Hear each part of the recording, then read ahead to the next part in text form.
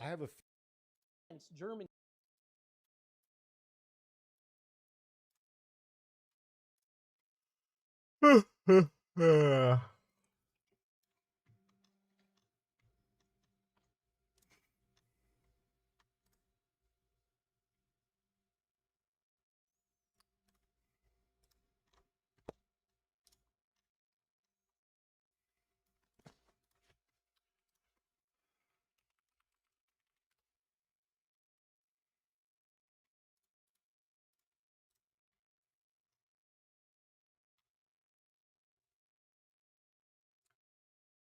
Cool. Oh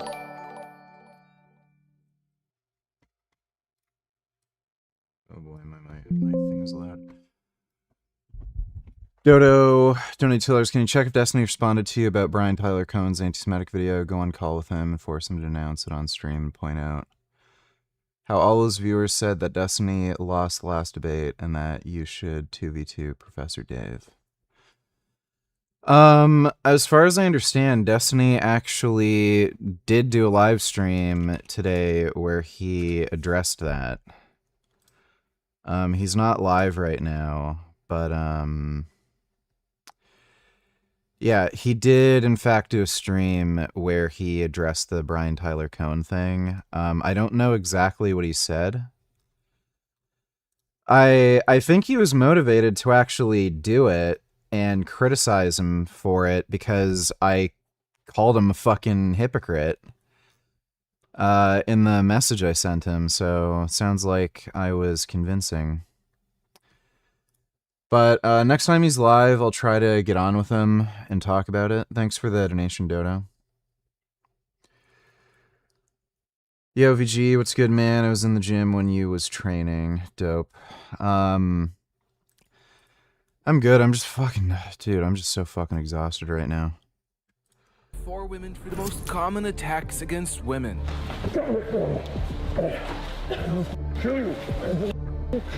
Including an MMA fighter, a self-defense expert, a judo black belt, and a scientist.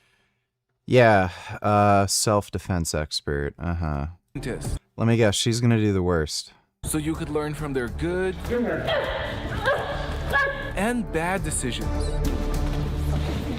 And to Dude, okay, well, I guess they're not used to fighting men. find out who will become the ultimate women's self-defense champion. So, Welcome to the Women's Self-Defense Championship.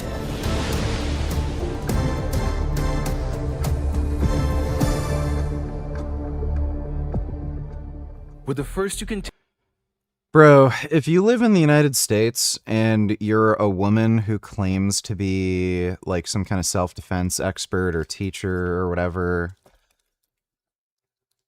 how in the fuck are you not training women on how to use a gun? Are you gonna upload your critique of that stupid video Dave did? I am thinking of challenging him to a cage match.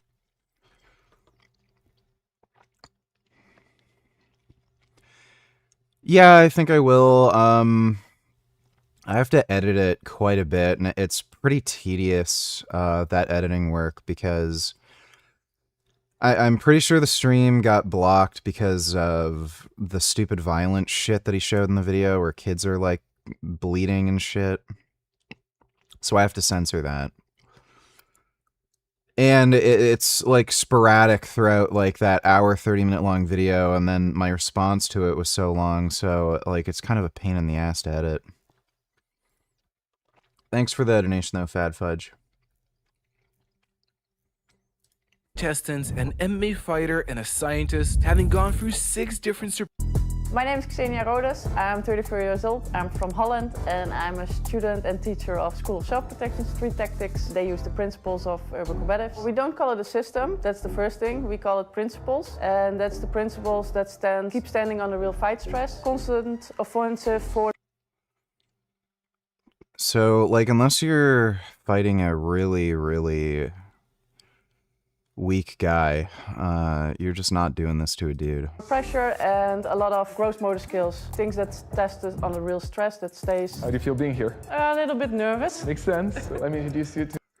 It's just basic physics. Women are too small to hurt a dude. And then on top of that, like just their nervous system efficiency and all that, like they're just slow. So they just can't hurt men. To the other contestants, your competitors, Nice to meet you, Xenia. Nigla, the scientist.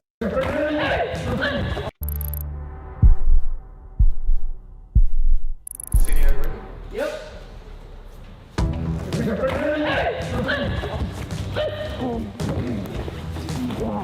Yeah, that's going exactly how I thought it would.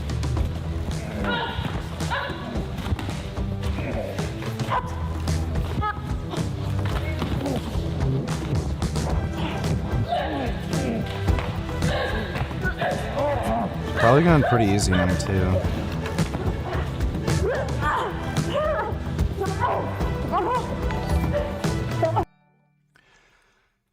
Dodo, Donny Tillers, where did you get the idea? He responded to it. I don't know if it's a different stream, but I don't see it here, but maybe he just talked about it, didn't actually play the video on stream. So this was Kick. Somebody told me during my workout stream, he talked about it at the beginning.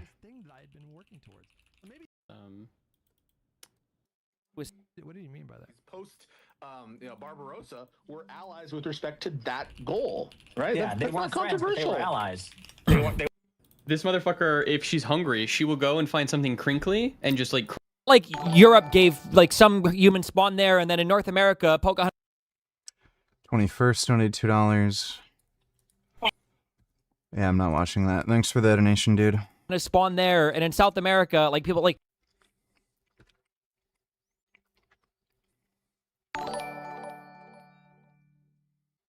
What do people have against self-defense, VG? Well, I guess it's the loud noise aspect of self-defense if you're using a gun. You know, gay, retarded shit. Thanks for the donation, though, Dodo.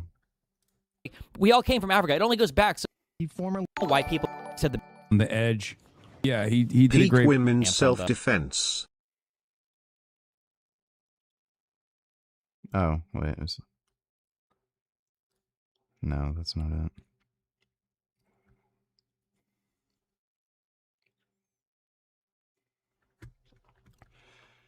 Yeah, I guess I'll talk to him about it. Let me see. Give me your purse! Now! That's my purse. Don't be afraid to shout it. That's my purse! Try it again. That's my purse! I don't know you! Give me your purse! Yeah, that usually doesn't work, by the way. Thanks for the donation, nigga.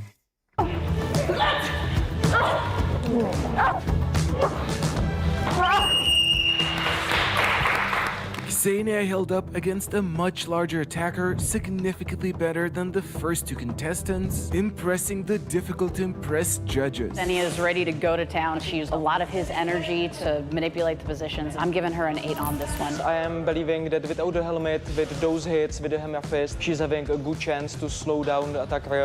Her emotions now. I don't know. By the way, she's by far the biggest girl out of all 3 or 4 of them. Like, she's massive compared to them. Dodo don't need $2. Let me see. So we're going to put up on the screen a few of the things that are part of your platform, and I want to ask you, just give me sort of a true or false on these. Abolish the Senate. True. Okay. Replace the presidency and Supreme Court as we now know them. Yep. Abolish ICE. Absolutely. Abolish borders and give amnesty to anyone currently in the U.S. illegally. Do you see a bug? Gum Gum, what are you doing? Oh, I think he's chasing a fly. Oh, the fly got away. As a long-term plan, yep. Defund the Pentagon. Absolutely. Abolish prisons, at least in large part. Yeah, again, that as part of a long-term program, yeah. Okay, so no prisons. Government or public ownership of... Dude, the DSA is, like, actually just trying to destroy America. Most large corporations.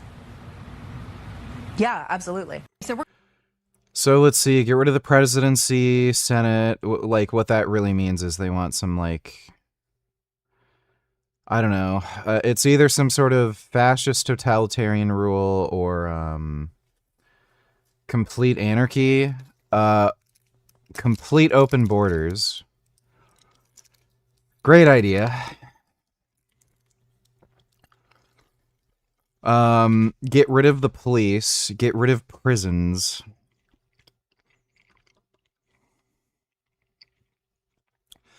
I'm trying to think of a comparable society, like maybe Mad Max. Like, Jesus Christ. Oh.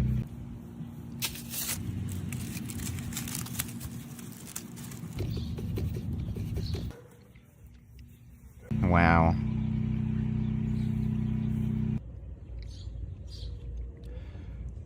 That's pretty good.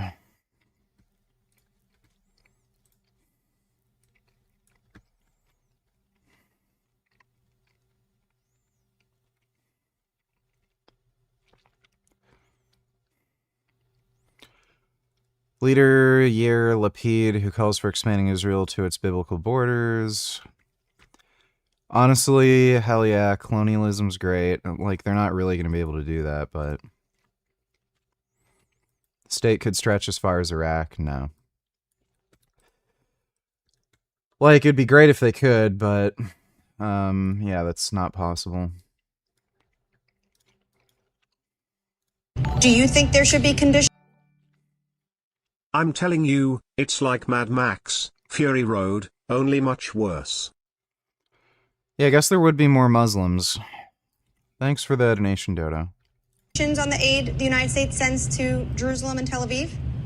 Absolutely not. I'm not for conditions, particularly in this circumstance. That's what detractors of Israel are pushing for.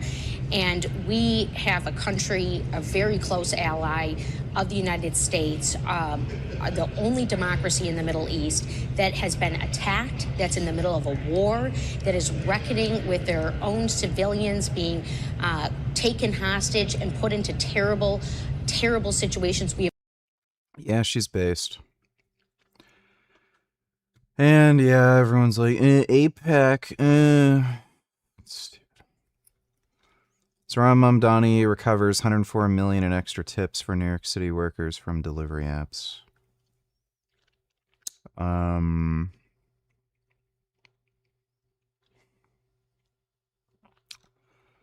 What?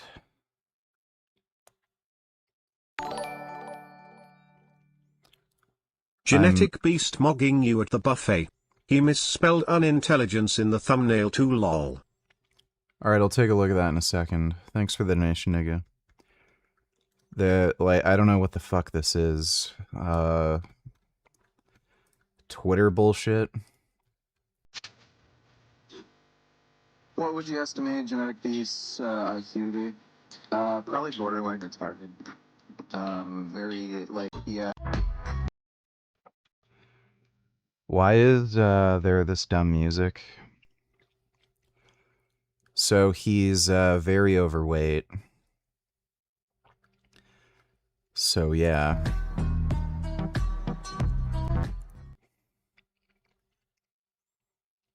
Okay, so he eats a lot of that. So avoid eating this food because it's making him fat. I guess avoid eating that because that's making him fat too. Okay, avoid eating that because he's fat. Definitely avoid eating that. That'll make you fat. Dude, buffets are disgusting too.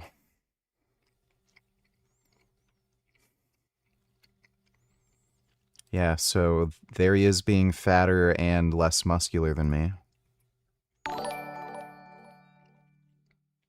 And the feminist would be over forever, and let's face it, the woman would be far too afraid to stand up to the Muslims.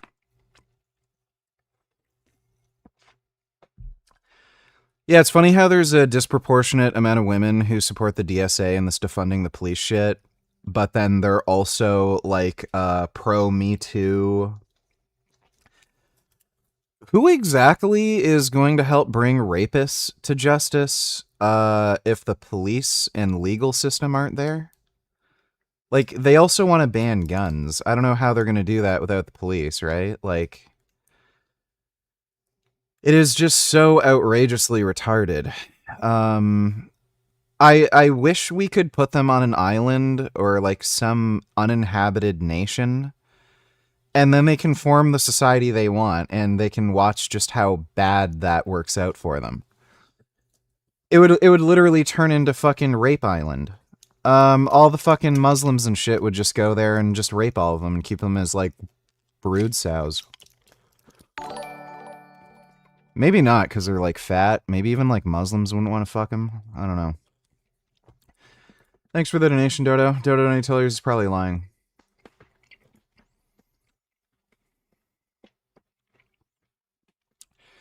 Strengthening vaccine safety, accountability, American leadership, and global health. This is, yeah, this is just stupid. Yeah, this is just nonsense. While Europe and the US have eliminated mercury-laced vaccines, that's... Oh my god. Dude, the mercury in vaccines thing is just crazy. As far as I know, there was only like 2 vaccines that even used mercury. The one was the flu vaccine. So when people think of mercury, they're thinking of elemental mercury. There's a difference between elemental mercury and thimerosal, the mercury that they add to vaccines. It cannot enter your cell membranes. So you can use a bunch of different heavy metals. Mercury is one of them. Aluminum is one of them. It doesn't enter like systemic circulation. All it does is it helps the immune response so that the vaccine's more effective. And again, even if like the mercury vaccine, if you had like some kind of nicking of a vein, let's say, it cannot enter any of your body's cells and cause damage. It's not elemental mercury. Like, these people don't fucking understand anything. GAVI continues to inject more than 72 million African and Asian children with cheap jabs containing bolus doses of the world's most potent neurotoxin. No, because it's not elemental mercury. You get more mercury, which happens to be the bad elemental mercury type, from eating fish. You fucking idiot. The billions spent on DEI and HHS during the Biden administration did not prevent glaringly racist policies that protected white populations from mercury-containing vaccines, while exposing black and brown children to them. The only reason they got rid of the mercury-containing vaccines was just because they understood normal people are stupid.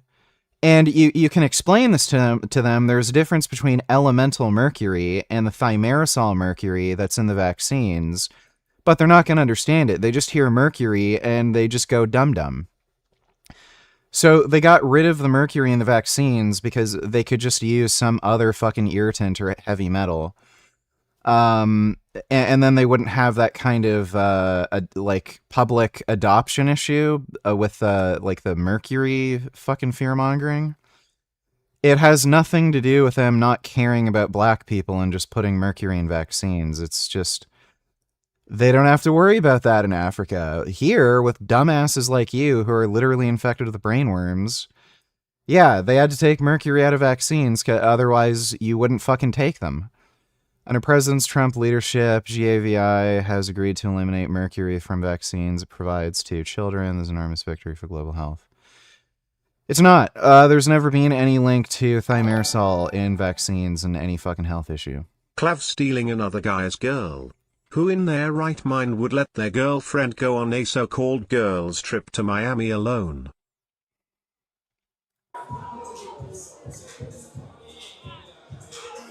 cheat on my Australian boyfriend with you. Okay, let's do it. You're down? Yeah. Even.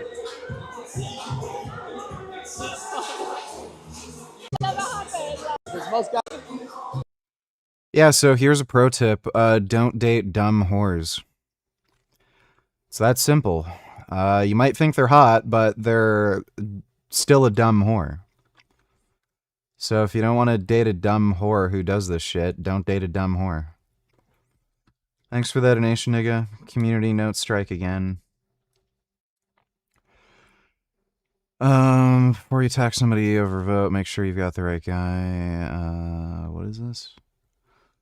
This isn't me, Josh. That's the other black congresswoman, but you know that, right? Just like I know who my own governor is. Point is, the party should be big enough for who you consider bomb throwers. Apparently you can love war, but not healthcare or working class policies. What the fuck is this? Wait.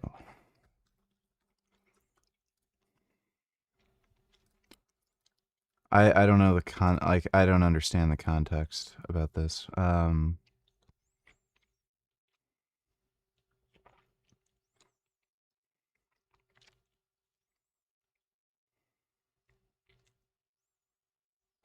Yeah, I don't get it. And speaking of Muslims, VG reacts to this. Okay. Oh, yeah. You told me about that earlier. We can watch that. Thanks for the donation, Dodo. What would you have done if you were in Andrei Smayev's position where a hacker was threatening to release your personal details?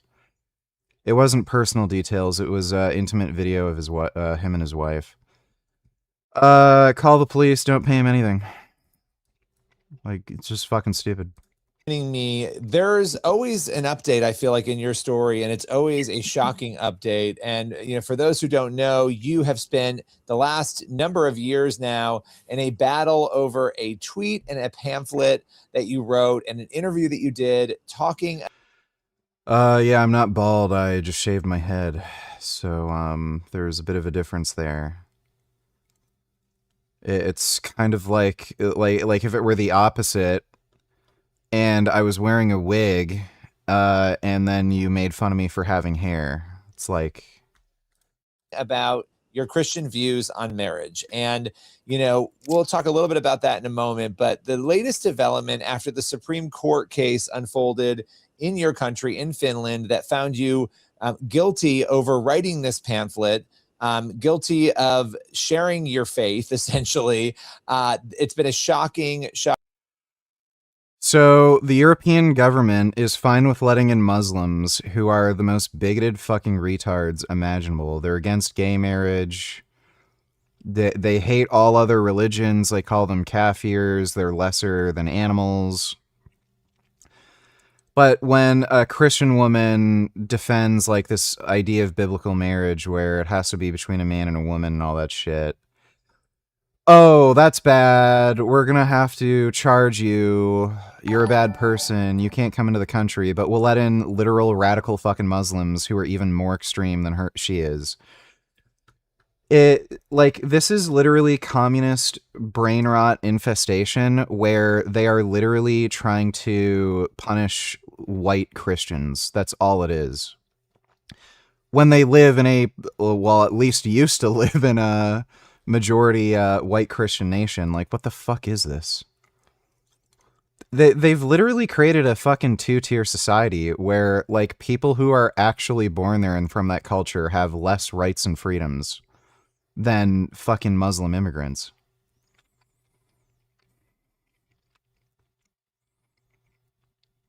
Do you know the juice boxes sacrifice animals for a religious ritual? What the fuck is... What are you talking about? Dodo $20, this is the context.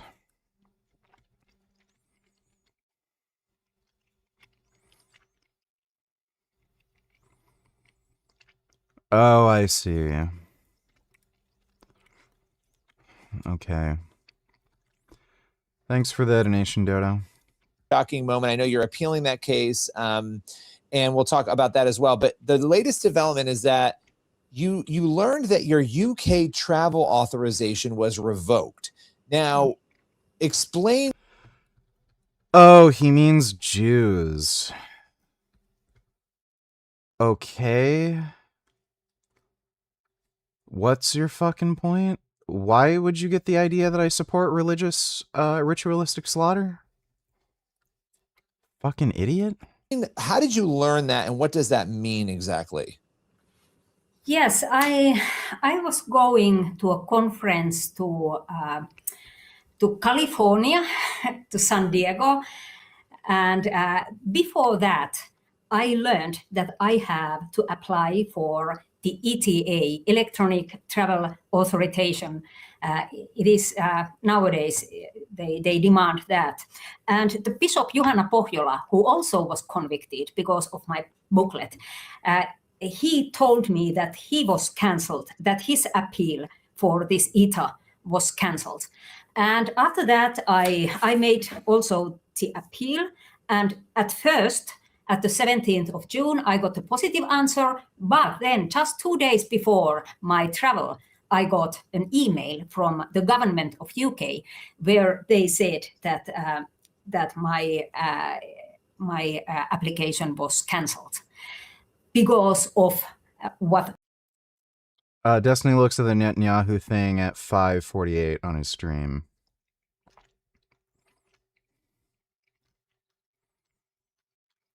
Where the fuck was that?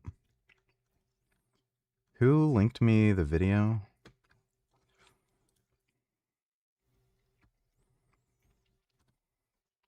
Wait, just in case. Oh.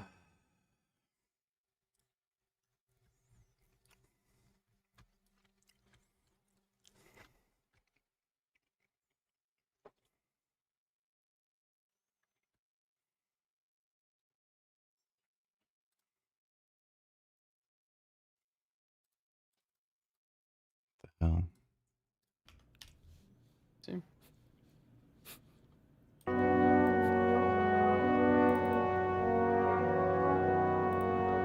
No, I did not see that.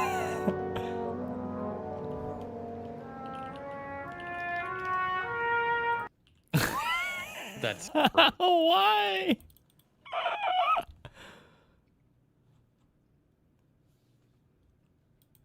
I don't understand. Wait, I don't understand the nature of the relationship. If you conceded to me about 45 minutes ago that they... And he literally didn't bother saying anything about it.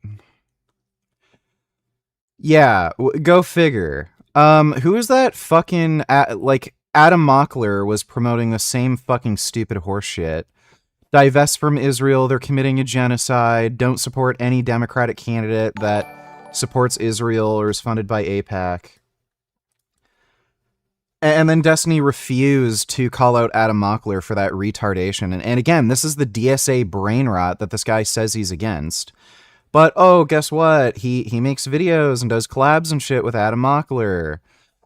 Same with fucking Brian Tyler Cohen. He's supporting this, like, DSA fucking anti-Semite retardation fucking bullshit. Supporting Zoran Mamdani. And then he refuses to fucking even criticize him for it and just laughs at his, like, fucking anti-Semite video. Where he's spreading, like, these fucking anti-Semitic conspiracy theories. Oh, the Jews are controlling the United States government. Destiny's like a fucking clown, dude. Let me see, Dodo. لا طبعا. If I die, I will die in my homeland. Palestinian girl. Right, so she's stupid. لو شو ما ينطوني إن شاء الله ينطوني مليون إن شاء الله ينطوني 2000 مليونين مش طالع. ولو الجيش بلش يقصف يعني تخاف منها؟ ما هم كلاب أصلا لو فلتوا الطيارات والسلاح بيصيروا ببوسوا. Without their fighter jets, they're nothing. Oh, okay. Please explain to me the fucking Nakba then, you dumbass. جرنا. دي يطلعونا من أرضنا مش رح نطلع. شو ما يصير يصير. مش رح نطلع هاي أرضنا وأرض جدودنا. مش رح نطلع. She has a lot of plaque on her teeth for a fucking kid. Okay, so these people are just degenerate retards. Thanks for the donation, Dodo. What the hell are you doing? Dodo, Donny Tillers, no, AOC is not any worse than JD Vance. Changed my mind. Vance recently told Joe Rogan that Israel is attempting to undermine the end to the war in Iran. And I want to quote him. He said that people in your system are manipulating and trying to change American public opinion to keep the war going on. How do you respond to that? Well, we're not actually. And I had a very good conversation with the vice president this morning. And I think we straightened that out because we're not. That's not our policy. Individuals in our system can have their opinions, but I think JD Vance is just saying what Trump wanted him to say. The guy's a fucking retard. And he's completely spineless. He'll just say whatever he needs to get ahead in his career. Like Trump criticizing Israel over the fucking attacking Hezbollah during the Iran negotiations. That was just absurd. Why the hell does Iran get to decide if Israel attacks southern Lebanon? Like, it makes no sense. Why, like, Trump's just a fucking dumbass, dude. Thanks for the donation, though, Dodo. I had told about my conviction. And because you had to divulge, you had to put down, I would imagine, that you had a conviction. Now, because they brought you up on trial and you were convicted at the Supreme Court after winning twice, by the way, because you had to write that down, I would imagine, and that's the reason they denied you. Yes, that is just the reason. And then I had to change my travel, so I couldn't go to Heathrow, but I changed this return flight. But now I have the problem that I'm invited to speak in Northern Ireland next month in August in a conference about freedom of speech and freedom.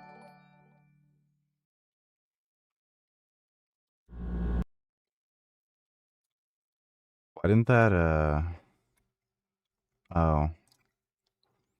I see.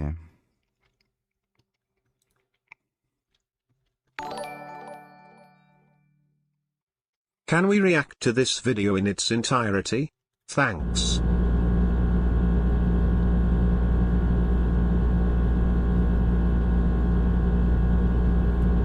Dude, I wish we could. That'd be great. Thanks for the donation, Poopy. 4GE, Donny Tillers, what did you expect Destiny to say, dude? He laughed at the fact that Brian posted that if you cry about racism or anti-Semitism every single time and can't be a little edgy or make fun of it, then you're just as bad as an SJW. Okay, you're retarded. Thanks for the donation, dumbass. Freedom of faith. It is a banger. A little girl not being afraid of fighter jets is like a volcano rabbit not being afraid of lava, although a rabbit that's resistant to lava would be pretty metal. I don't think they call them lava rabbits because they're resistant to lava. But thanks for the donation, Dodo. Worldwide Missionary Convention, a big conference for Christians, and now I don't know how to get there. I just today I got to an immigration center here in Finland. This, UTA, this UK travel authorization, because I think a lot of people probably don't know what this is and what it means. It allows you to travel within the UK. Do you have to have that authorization to be able to do that on airplanes? Yeah. It is like if you want to travel from Europe to US, you have the ESTA procedure. It is a similar one, and it is quite new. It was just last year when they started to demand this authorization. I belong to a friendship group of British parliamentarians in my parliament, so I just want to clarify, like, this impacts your ability to easily travel in the UK, and it could be permanent. Yeah, so being Christian gets you banned from the UK, but if you're Muslim and a terrorist, they just let you in.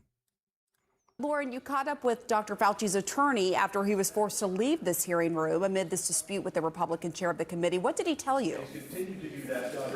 Have an response. Dr. Anthony Fauci, he's invoking the Fifth Amendment in a very contentious Capitol Hill hearing amid questions related to the COVID pandemic response.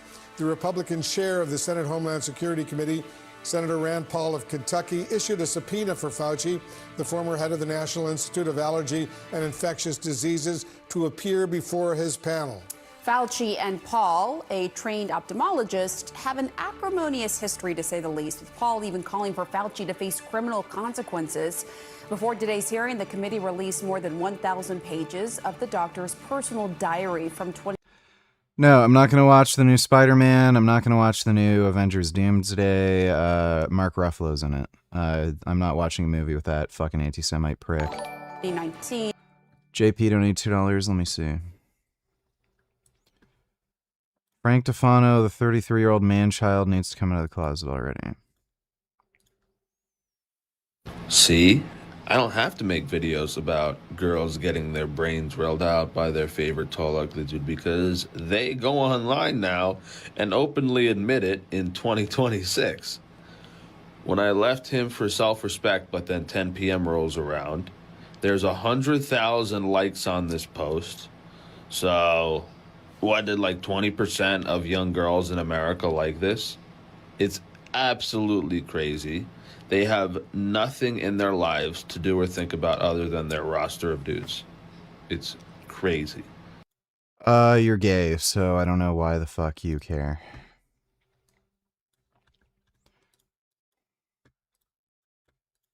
Organic versus non-organic, let's talk about it.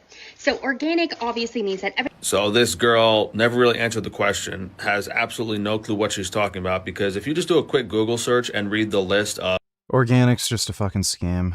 Of USDA organic requirements, it pretty much will answer your questions, but I simplified this in a YouTube video I did several years ago. If you just search Frank Tufano organic on YouTube, that's like the full in-depth explanation. Short answer. This is like the nerdotic critical drinker crew having their viewers not watch The Odyssey because black female. Yeah, because being black is the same as being an anti-Semite, right? Thank you for your dumbass opinion, retard. Answer is organic is. It's actually not in Doomsday. Brand New Day is supposed to take place in the same time as Doomsday. Oh, I see. I'm not going to see Doomsday anyway because I just can't be fucked with Marvel movies. Much better. The long answer is, you know, there are certain things they can and can't use, and for the most part, everything used in organic farming is much better. The problem is a USDA organic. It is not much better. Oftentimes, it's lower quality. Organic certification and all that stuff. It's mainly for plant foods. You know, when you're buying your produce, your grains, your fruits, your vegetables, you want to go organic. When you're buying the meats and the animal products, you just want to go the highest quality rate. Okay, nice and dumb. To 2022, the entry document Fauci's growing fame at the time, shining a light on his interactions with celebrities and members of the media, including some 4G, don't tell us if Mark Ruffalo were racist against blacks instead of anti-Semitic, you'd still watch the movie. Oh, weird. Depends to what extent. CNN Thanks for the donation, dude. journalists. The diary also narrates Fauci's escalating concerns about COVID-19 and conflicting relationships with both Trump and Biden administration officials. So let's go live now to CNN congressional correspondent Lauren Fox on Capitol Hill and CNN's Kevin Liptak at the White House. We also have CNN senior legal analyst Ellie Honig with us as this dispute with the Republican. Yeah, essentially, he was just trying in the room to explain why Dr. Fauci was pleading the fifth. And while he kept talking, it was clear that Rand Paul repeatedly told him that he was not authorized to speak in the committee room, that he could not speak on behalf of his client, and that he wasn't even supposed to be sitting next to him during that committee hearing. When he continued to try to speak, he then was kicked out of the room. And that's when I caught up with him, and we were pressing him on. Professor Dave made a hit piece video on Destiny, bashing him for supporting Israel. It was a hard watch. Unfortunately, many people watched it. Professor Dave doesn't even have a PhD, so he shouldn't even call himself a professor. Yes, we reacted to the entire video yesterday. I know. Thanks for that donation, dude. On what exactly he was trying to say, because we couldn't hear given the fact the microphone wasn't on. And he essentially said that he was just trying to explain why he was pleading the fifth. Here he was with us. Have you ever seen this happen in a congressional hearing? He has a valid Fifth Amendment privilege, and he has the right to assert it. And that's what you were trying to say? That's what I was trying to tell the committee. And obviously, I've covered a lot of these hearings on Capitol Hill. Very, very tense things where Senator Rand Paul was the chairman. I have never seen a lawyer of. This Fauci shit is just so overblown. BTW, Mark Ruffalo is also going to voice a cat in an upcoming Pixar film, so I suppose you're not going to see that either, since he is in it. Yeah. Start yapping. Where is the tuna?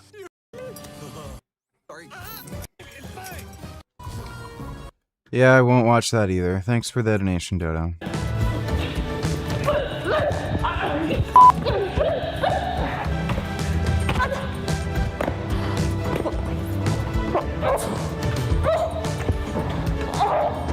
Time. It was actually a very decent fight. She get a lot of.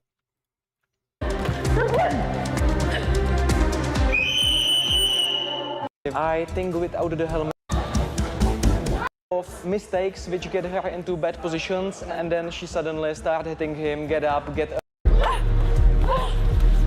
You look happy.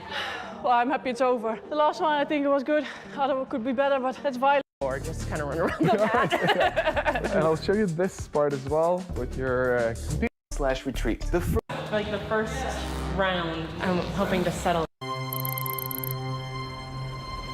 April, are you ready?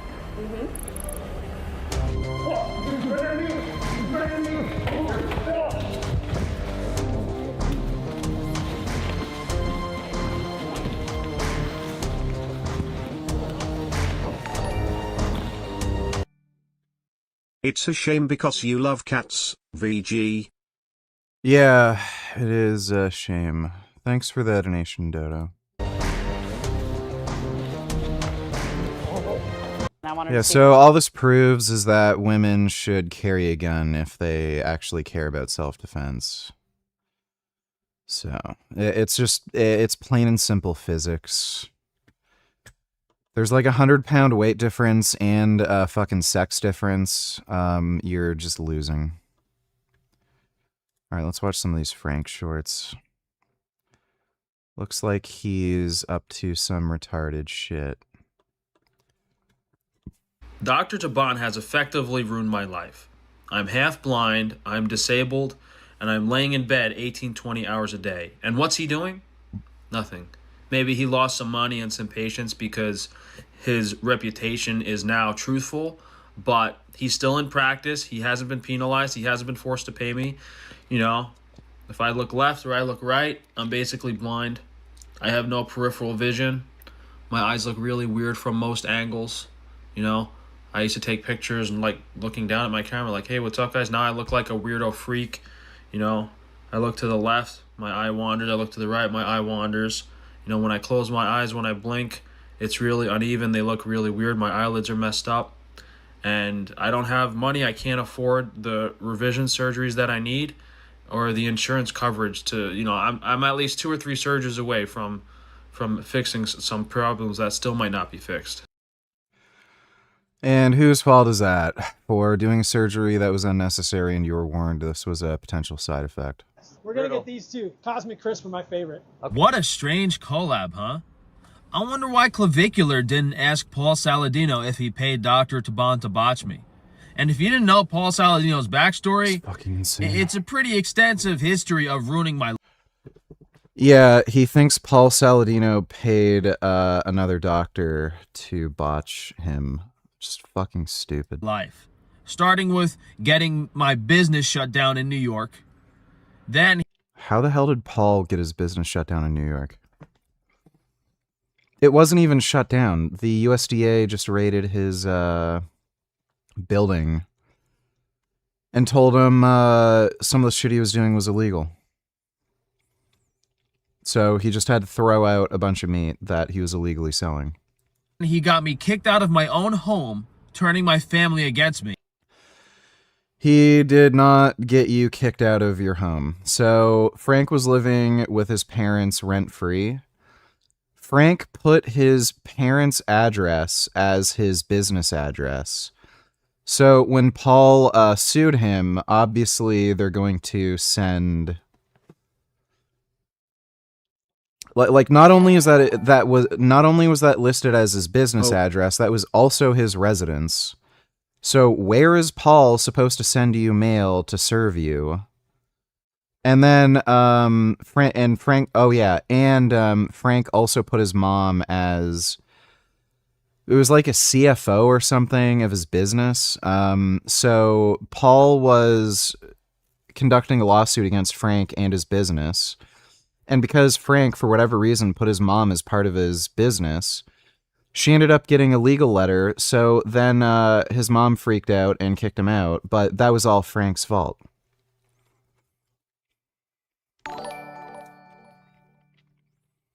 Oh well, I guess we will stick to Feel It I then.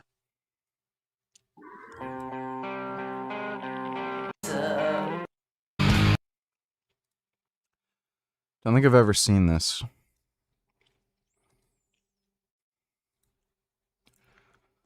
All right. Well, thanks for the donation, Dodo. And that's the reason to this day I haven't spoken to my family since he did that to me years ago.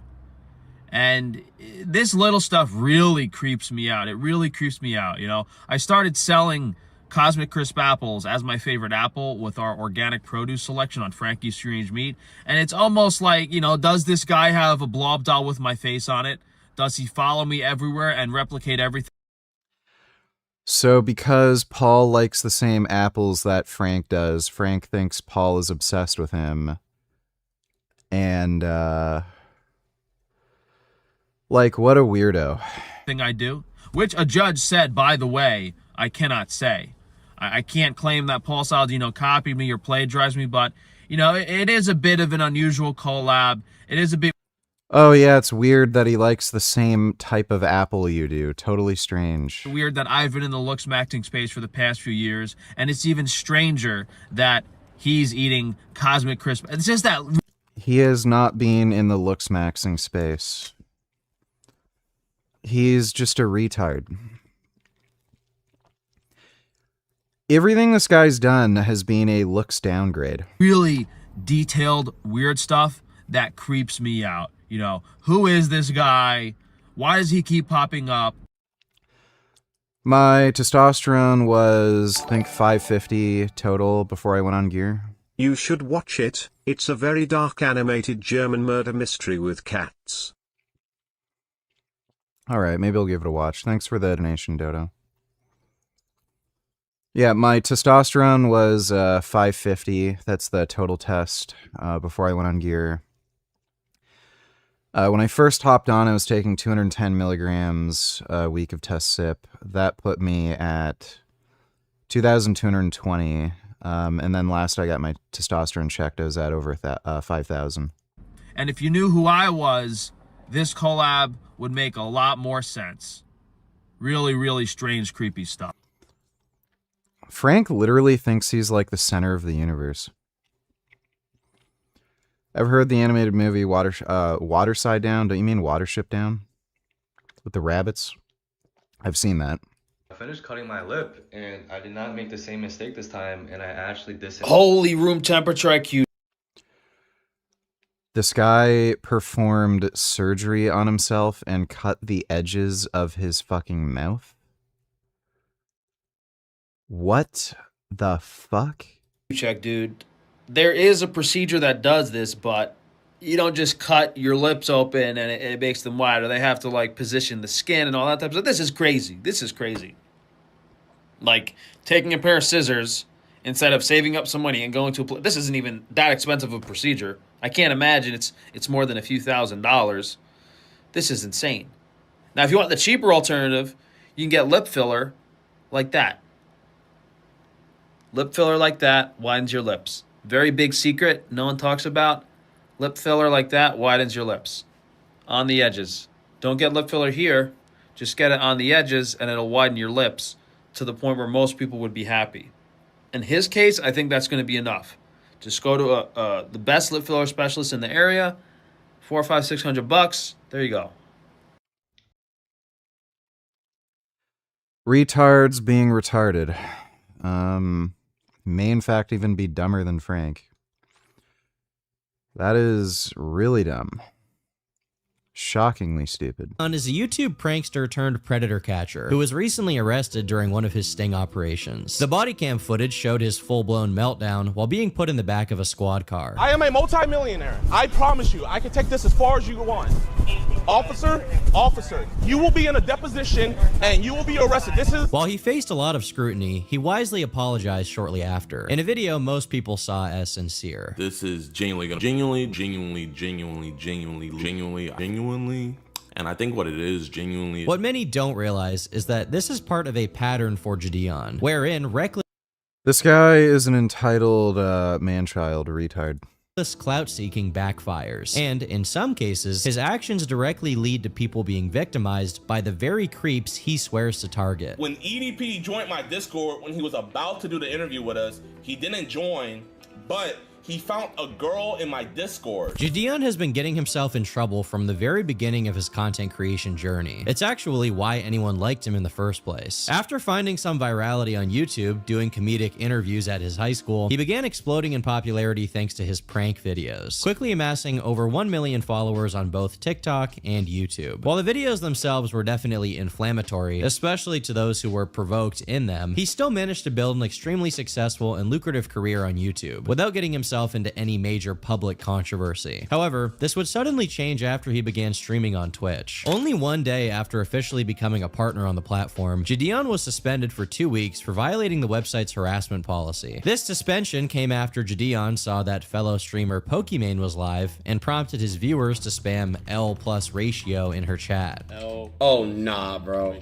Bro, I want to rate. Bro, please. No, Jidion. Poki quickly took note of the raid, initially doing her best to ignore it. However, as it persisted, she began hearing word from her mod team that members of Jidion's community were using the whisper function to privately message members of her chat and send hateful comments, prompting her to end the stream early. I think I'm gonna end stream because I believe that's how it works. I'm pretty sure. like as much as I can deal with this, I don't like that people from his community are She is the most fake fucking person on the fucking internet. I can't stand Pokimane. whispering people on my stream. She also made remarks about the behavior before signing off, stating, "I think it's against the terms of service to do stuff like that, to send your viewers to on another streamer, because Twitch has a harassment policy. Brigading is against the rules. I'm pretty sure. I'm tired of being incel's punching bag. Go be sad about yourself and insecure elsewhere." Considering his behavior and Pokimane. Thoughts on taking IGF-1LR3 before test? If not, what do you recommend for first-time gear users? Testosterone. And IGF-1 LR3 doesn't really do anything. I've heard some people claim that it works at very high doses, so like 3 milligrams or more in one shot, which is going to end up being very expensive. So it's like, why would you even fucking bother? You'd get way better results from growth hormone, and with the doses you'd be using for growth hormone that are actually effective, assuming you're getting it from a good supplier, it'd probably end up being cheaper anyway. It's not too difficult to find growth hormone that's priced at $1 per IU. So 5 IUs is where you're going to get a very noticeable performance enhancement benefit. And that's $5 per day. That's like a Starbucks coffee. And if you're just taking it on training days, so if you're working out like 3 or 4 days a week, you know, it's not that expensive. A lot of people could afford that. So I wouldn't waste my time with IGF-1 LR3. It's not that good to begin with. It will literally do nothing if you take it at lower doses, and if it does anything at higher doses, it ends up being more expensive than just growth hormone. But if you want to start taking like performance enhancement, just go on testosterone. It's extremely well tolerated. It literally does nothing but make you healthier. Lowers your cholesterol, improves insulin sensitivity, great for fucking mental health. You know, cardioprotective benefits and all that shit. So, that would be the most ideal choice. And I would just start at 20 milligrams per day. Thanks for the donation, Nick. C, donate $2. This is Destiny stream where he reacts to Dave. Starts at 4:04:17. I'm not going to bother watching that. Thanks for the donation, though, dude. Dodo, donate $2. Wow, that's crazy. We've already reacted to the entire Dave video. I'm not going to react to it again and watch Destiny react to it, but thanks. Though I must warn you, VG, it is a very dark film with scenes like this.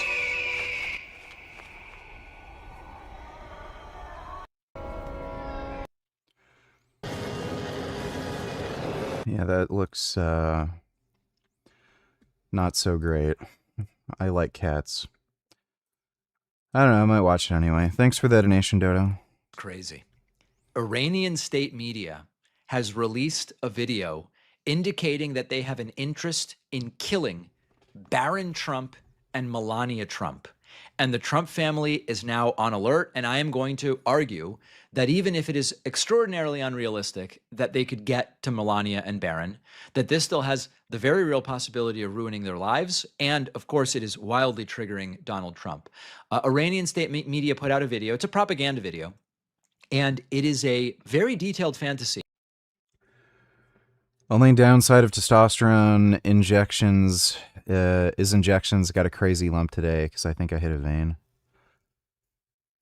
I've hit a vein before, but it was like the only veins are really on the surface, and I had blood squirt out, and there was a little lump that was there for like maybe 5-10 minutes, but it went away. That's weird. I've never heard of anybody having a big lump from injecting test. I like needles, like I actually like injecting, so. About murdering Melania Trump, followed by a threat against Barron Trump. The video is called Where to Kill Melania. It was published by the Tasnim news agency. That's an outlet affiliated with Iran. Dude, why are you on only 50 milligrams of test a week? That's fucking retarded. Your test levels went from 240 to 440. Why the fuck not take more? Like, assuming you're not some, like, weird hyper-aromatizer, take more. Get your test to, like, well over 1,000. Really weird. Revolutionary Guard Corps, the IRGC. And it's not like anonymous making a troll video. This from the basement of their grandmother's, whatever. This is a formally listed group linked to the IRGC. It's one of the most powerful arms of the Iranian regime. And the video uses maps, it uses AI imagery, it uses publicly available information to depict Melania Trump's movements through New York City. It points to locations she's known to visit. It talks about her protective arrangements, and it encourages freedom fighters to target her.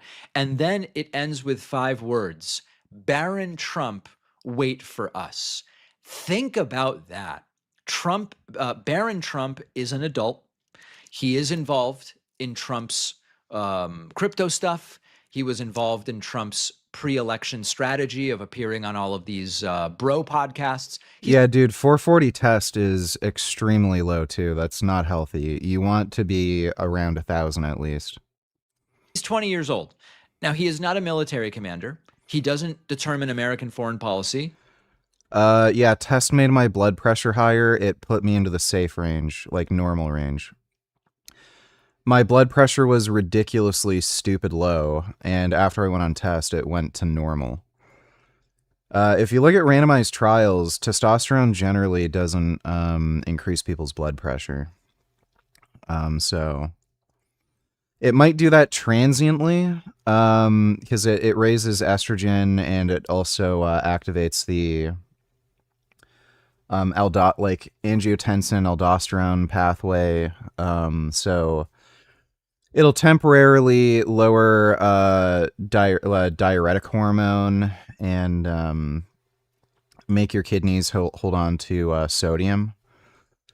But usually that's a transient effect, and your body will just adjust after a couple weeks, and then your blood pressure will go down back to normal. But just slowly titrate up, monitor your blood pressure, and then you're fine. He did not order strikes on Iran, and he is just the son of Donald Trump. How many milligrams of test should you take a week to get to 1,000 tests? Kind of depends. Everyone has a different response with how many milligrams they need to get to a certain test level. I would say your average person will probably get to around 1,000 or more, taking somewhere between 140 to 200 milligrams a week. That's the kind of normal average. I've noticed people who do daily injections, they tend to have higher levels, like higher serum concentrations compared to like once or twice a week injections. So I think injection frequency also plays a factor. Dodo Donatellers, do you have ADHD, VG? I might. I don't think you remembered a single thing from the video we watched so far. What video? This video? The assassination thing with the IRGC. Thanks for the donation, Dodo.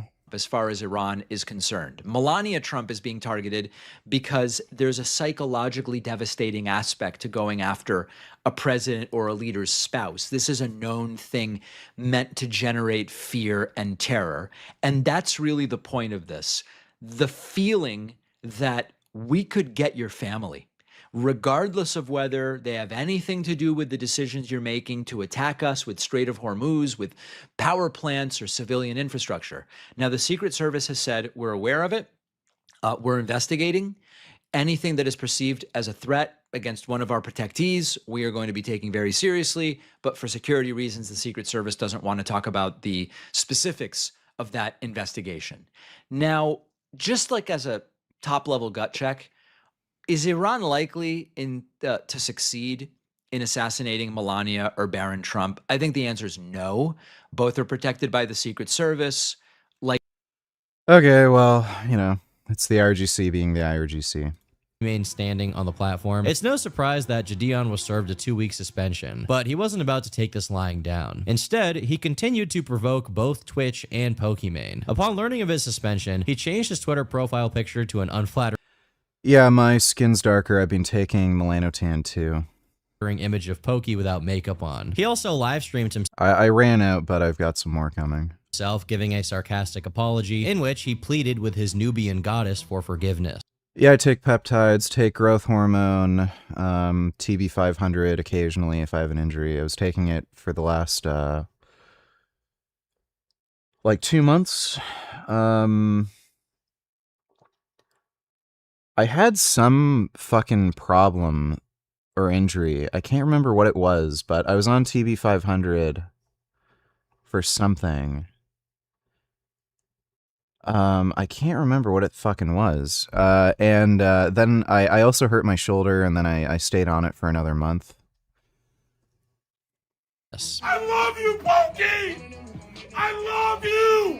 I love you! Please, Pokey. I was supposed to play Fortnite with Ninja tomorrow. Jidion also attempted to get his own personal movement going, compelling Twitch to lift their suspension with a viral Twitter hashtag, #TwitchFreeJidion. Unfortunately for him, there was also a massive wave of backlash against him, as many described his behavior as misogynistic and hateful. The pressure was building, and ultimately Yes, poor Pokimane, the dumb bitch who just lies constantly. He's just an obnoxious twat. Like, that's the fundamental problem. I don't like Pokimane, but I also don't like him because he's just an obnoxious twat. Jidion had to accept his situation and concede defeat. On a serious note, I'm gonna take this L, because what I did really was TOS, but that comeback stream is gonna be something pressure. Love y'all boys, banger dropping Sunday. The following day, he posted a tweet claiming that he didn't want to rely on negativity. Yeah, my body fat's lower right now compared to when I was natural. If I wanted to get this low of a body fat naturally, I'd be absolutely miserable and just be a complete cunt.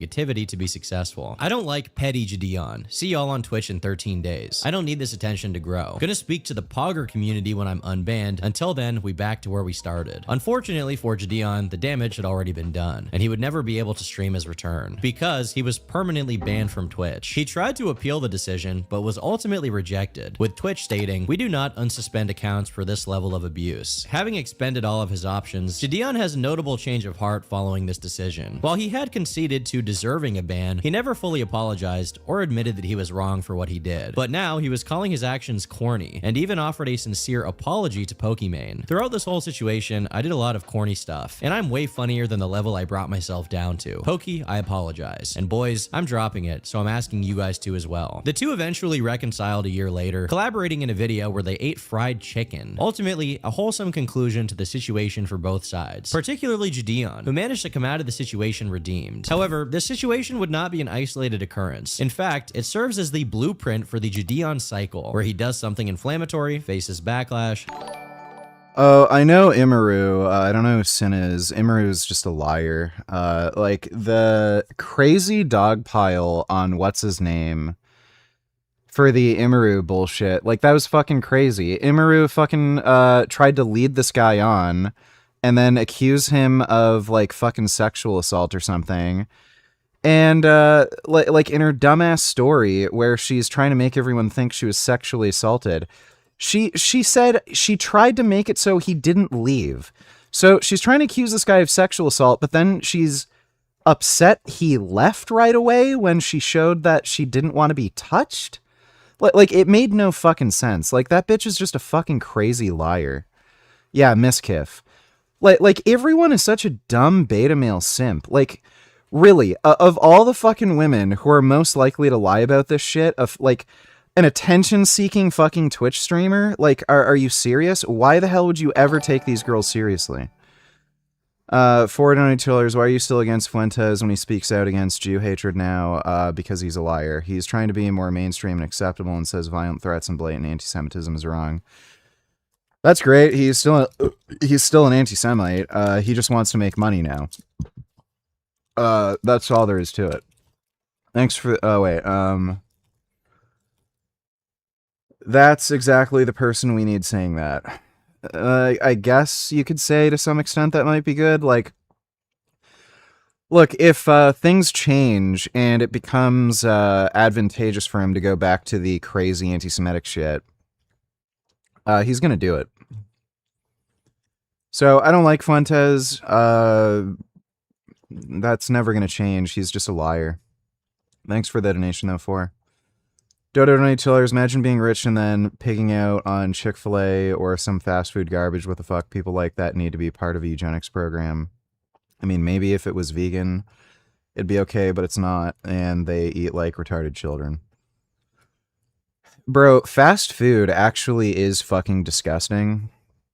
Like, it actually doesn't taste good, and I just don't want to eat it.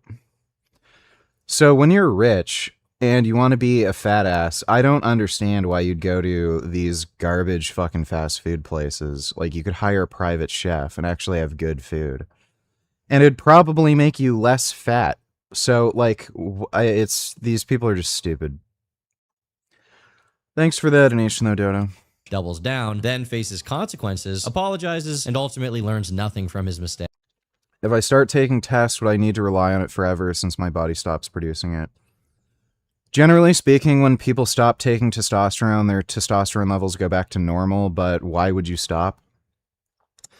Like it's weird when people say, oh, but I'd have to rely on it for the rest of my life. Yeah, just like how you have to rely on money for the rest of your life.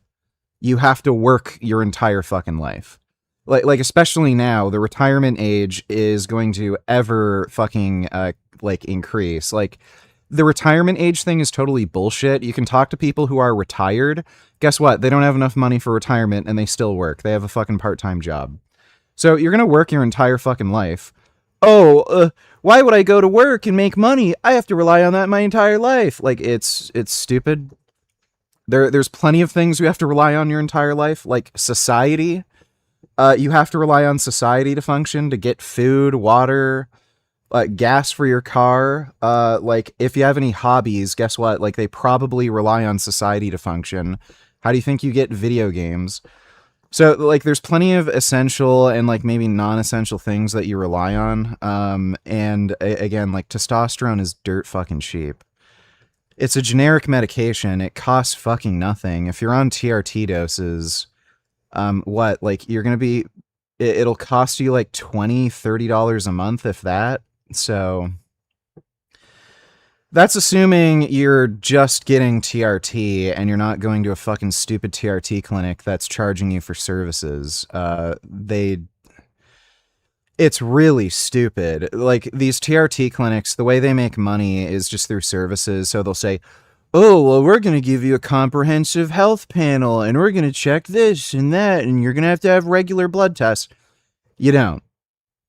You just take testosterone. It's not a big fucking deal. If you're on TRT doses, we know testosterone reduces cholesterol. So if you can't be fucked to monitor your cholesterol right now, it wouldn't make a difference if you're on TRT because your blood lipids would improve, not worsen.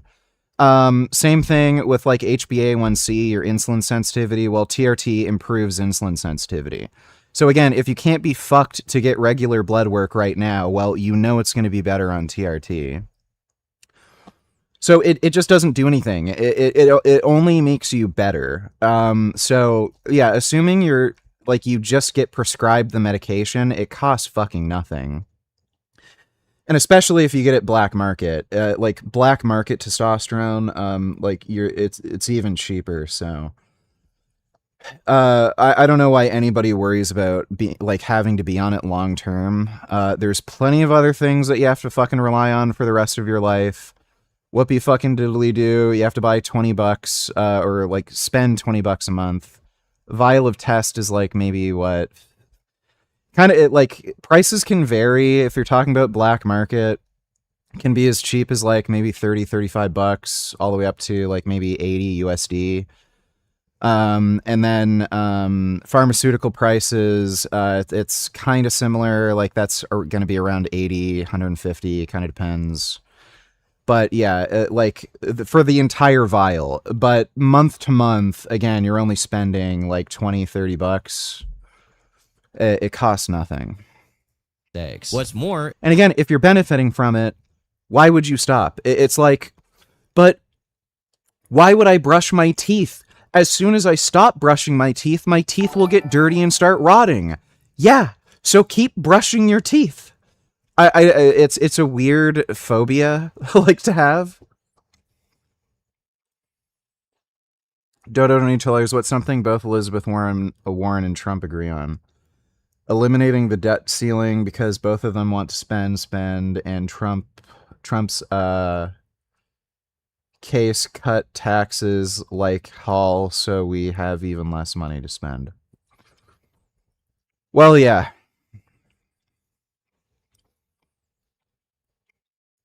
Trump is not fiscally responsible. Thanks for the donation, Dodo. Do your balls shrink? I personally haven't noticed any testicular shrinkage. A lot of dudes also report having reduced ejaculate volume. I've actually experienced the opposite. So as far as I can tell, my balls are the same size. Like maybe they shrunk a bit, but it's not to an extent that I can tell. And I have bigger jizz loads than I've had before, and I'm not on HCG or anything, so I don't know. I think the average testicular atrophy that you'd get from TRT or taking steroids is around 15%. Give or take, like by 5%. So like the high end might be around 20, 25 maybe, and the low end might be like 5, 10, or like not at all. Kind of depends, but yeah, I don't think like 15% reduction in testicular volume is like really going to be noticeable.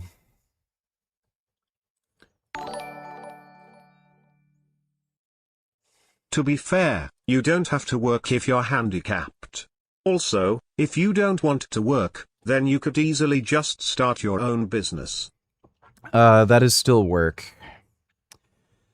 And I know plenty of handicapped people who still technically work. They don't get enough money from benefits to really get by, so, you know, they sell weed or cigarettes or whatever. Thanks for the donation, though, Dodo. RQW donated $2. Let me see. He just revealed that he has a extreme autoimmune. Okay, I'm not watching this video. So this is retarded. If you just read Brian Johnson's post on X or watched the video he made about it, he probably had this autoimmune disease as late as his 20s, but he might have had it practically his entire life. Because he was diagnosed with a thyroid issue, which was related to this autoimmune disease in his 20s. This is long before he ever started biohacking. So all the people saying, oh, he gave himself the autoimmune disease because of his biohacking bullshit, it's complete nonsense. He explained this. He had it before, it was just undiagnosed. So, Coach Colton is a fucking manipulative, retarded liar, by the way. This guy has no interest in the truth and just makes content that he thinks will get the most amount of clicks. So, I wouldn't bother watching any of his content.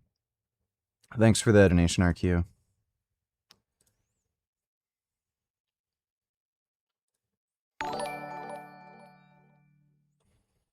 I'd like to get on test but don't know how to access it. I have no connections and train alone in my garage. I live in Australia BTW. You just order it online. You don't have to know a guy who knows a guy. You just order it online. I don't know of any gear sources specifically in Australia, but I know there are. There are just websites where you can just order online. When Masteron first came back out on the market after the Chinese factory shut down, I think some of the first Masteron that came out was actually from Australia. There's some lab in Australia making Masteron. But it just, all you have to do is look at some steroid forums that talk about sources in Australia. Look through the forums, see what people are recommending. And then ideally you'd get stuff from a UGL that has independent lab testing done, ideally from Janishik. That's usually a very good sign if they get lab testing done, especially through Janishik.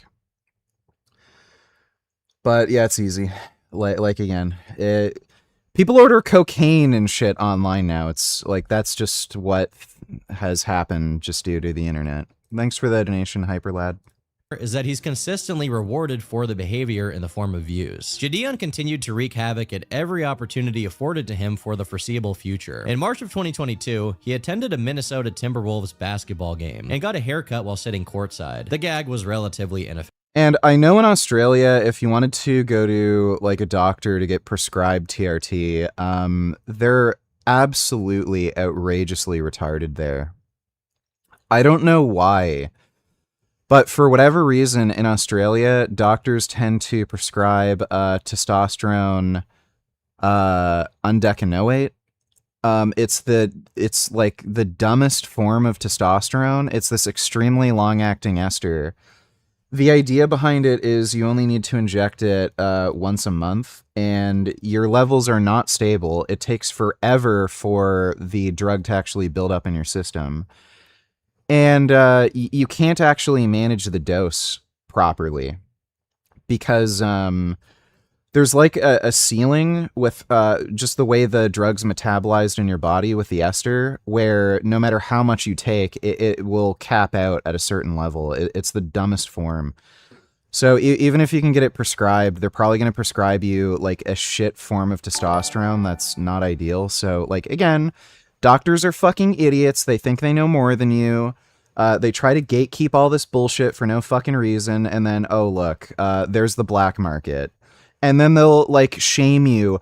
Oh, why are you taking underground drugs? Well, it's because you're a fucking retard who can't help me. But yeah, that's the situation. Dodo donated $2 and they This is see. part 2 on Trump 2028. So in part 1, I talked about the legal theories underpinning Trump's continued jokes about a third presidential term. Now I'm going to talk about whether or not that's likely to happen, and if not, why he continues to make this joke. Many of you stated Trump doesn't care about the Constitution, and unfortunately, the Supreme Court, literally the guardians of the Constitution, also don't seem to care as much about the Constitution as we once believed. It's clear that Justice Alito and Justice Thomas will literally do anything that Trump wants, but That's not true. They've ruled against some stuff that Trump wanted. I still believe the other justices, based upon all of the opinions that they have published to date, will not Like, they are corrupt, but they have ruled against stuff that Trump wanted. amend the 22nd Amendment on their own. Justice Kavanaugh, who we recently saw, was willing to throw away the 14th Amendment and make it simply a statutory right, i.e. birthright citizenship. Even he has come out and said in dicta, in a concurrence, that the president can only be president twice. The birthright citizenship thing made sense back in the 1800s. It doesn't exactly make sense anymore. Like, so many people use the anchor baby thing and are exploiting the system. So yeah, making some kind of amendment to that does make sense in this modern age. So it does beg the question, why does Trump keep alluding to something that's pretty much a constitutional impossibility? I think part of it is because you never know until you try. We all thought that him getting rid of birthright citizenship was impossible, and then he almost did it. It's straight out of negotiation 101. When you want just the moon, you ask for the sun and the moon because you know you're never going to get both. So he may know that he's never going to get a third term, but what is he actually trying to get? The thing with President Trump is that all he cares about is money and power, power and money. And anytime someone dangles something in front of him, like an Al Dershowitz, that gets him. Okay, whatever. Wait. Thanks for that donation, Dodo. Offensive, and it was ultimately shared on both the team's and the NBA's official social media accounts. However, he would continue upping the ante with every successful stunt. A few months later, he tried a similar gag at the US Open quarterfinal, resulting in him being confronted by security and removed from the venue. Things became slightly more serious in 2023 when he disrupted a class at the University of Houston. The whole thing about, ooh, underground drugs, oh, that's a bad idea too. It's literally the same thing, only fucking cheaper. It's all a fucking rack. So here's a great example of this. You might have noticed in the mainstream media, they've been running all these news stories about the dangers of peptides. Oh, don't buy from these peptide websites. They're like, the peptides are coming from China. They're dangerous. Ooh. So, a lot of these mainstream news organizations get a massive amount of their money from the pharmaceutical industry through advertising. Some of these organizations, like CNN, I think like half of their money actually comes from pharmaceutical ads. It's huge. So I don't have any proof of this, but I'm suspicious that a lot of this news coverage of peptides is actually being driven by pharmaceutical companies pressuring these media outlets to run these stories about these peptide websites being like potentially dangerous. So if you actually look into like any of the safety data behind peptides, they're perfectly safe. Like, what is everybody freaking out about? There has not been one single fucking reported death from any of these peptides being sold. Not one. Tylenol, I think that kills about 50,000 people per year in the United States. That's an over-the-counter FDA-approved drug. Alcohol kills 2.6 million people fucking worldwide. Cigarettes, I think it's even higher. It's something fucking crazy. Do y'all remember Richard's respect Wamanark? When he was a gay beta male bitch cuck slave workhorse. Same. I remember too. Now he's polar opposite because he thinks Patty's into it. He's basically pro-Sharia law without the Islam part. That's nice. Thanks for interrupting me. Appreciate the donation. So there's not one single reported death with any of these peptides. And again, over-the-counter medications like Tylenol, 50,000 fucking deaths per year. It's also one of the number one causes for liver transplant, like liver transplants. So people destroy their fucking liver with Tylenol, and then they need a liver transplant. So there are really, really horrific, serious consequences to misusing, again, FDA-approved, over-the-counter fucking medication everyone has fucking access to. Everyone thinks, oh, it's safe. But there's not been one single reported death with any fucking peptide. What does that tell you with safety? So, like again, if you have any epistemic standards, if Tylenol is fine, if you think Tylenol should be able to be sold over the counter, but there's like 50,000 deaths per year, but and not to mention like liver transplants and shit, but peptides, not one single reported death. Okay, then I don't know how you could make a case that underground drugs are like not a okay and safe. On top of that, like I've heard them talk about, oh, there's side effects. People have reported, what is it?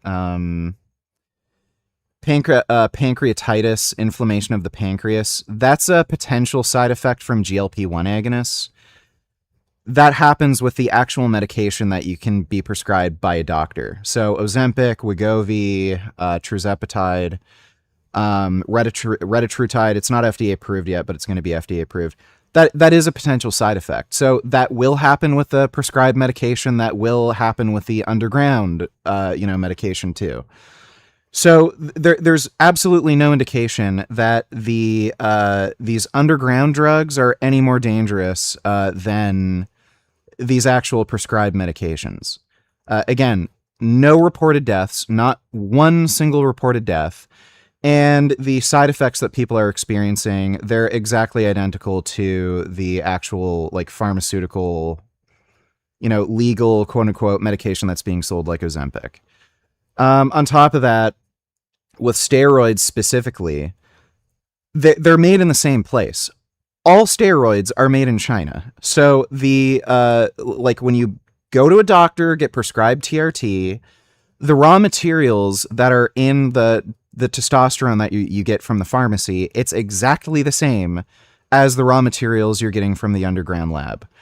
The only difference with the pharmaceutical testosterone and the underground testosterone is they might use a different carrier oil. And again, if you're getting it from a really shitty, shady, stupid, dumbfuck dealer, they might not be making it in sterile conditions and they might add like solvents to it. But again, don't buy it from a shitty, stupid, dumbfuck, retard underground dealer. Get it from a good dealer. Again, like people think that, oh, it's underground, so it's more dangerous. Well, it's called a free market and the free market regulates itself. The bigger suppliers that want to keep the biggest customer base and keep customers coming back are going to make sure they follow basically what are FDA fucking standards. They don't want people getting infections. They don't want people getting sick. They're going to dose the fucking medication appropriately because they want a good reputation so they can make sales. They have market incentives to sell a good, safe product. So literally the raw materials are exactly identical. They're getting them from the same sources between the underground pharmaceutical suppliers, and they have every market incentive to sell a good product. So all these people who are like, underground drugs, they don't know what the fuck they're talking about. Houston and mocked a deaf student communicating with sign language. He was subsequently arrested and charged with criminal trespassing while he was streaming. Rather than taking the situation seriously, he asked the officer if he could take a picture with him for the thumbnail. Well, if you put your phone in your pocket, man, I'm going to have to put you in handcuffs. Is it cool if I get a thumbnail? A who? A thumbnail? Before you put the handcuffs on? Well, I'll let you do that once we get to the station, okay, bud? Okay. These are just some of the many controversies he found himself in, not limited to his removal from other sporting events for unnecessary disruptions. I'm kind of done with Connor Shuck. The guy's a dishonest dumbass, so like I don't really have an interest in reacting to his retard content. For the most part, there were little to no consequences for Jidion, and many positive benefits to be reaped from behaving this way. But the deeper he fell into his obsession with views and clicks, the worse he became at making sound decisions for his— I'm not going to play the Halo remaster. That game was bad to begin with. It's not a good game, and there's a whole lot of problems with it. It has some fucked up DRM. Doesn't run that great. There's like glitches and shit on PC, so I'm just not going to bother. Richard's unsterile syringes donate $2. Dude, Richard, does long distance running like 3-4 miles actually kill testosterone gang? So there is research on this. Long distance runners do tend to have low testosterone, and it seems that there's some type of thing that happens with running that damages the testicles. That could be from excess heat. So runners are obviously running for very long distances for prolonged periods of time regularly. And if there's a lot of heat building up in your groin from like running, friction, sweating, and your balls are exposed to that heat for a long period of time, that could directly damage the testicles. There's also a theory that the bouncing motion, like your balls are going to jangle up and down, that also might have some kind of effect on directly causing damage to the testicles. We do know for a fact that things like that do damage sperm, but it probably does just in general damage your testes. Running 3-4 miles, like you mean per day or over a few days, I don't know if that would do it, but I know in long distance marathon runners there is some evidence that they disproportionately have low test levels.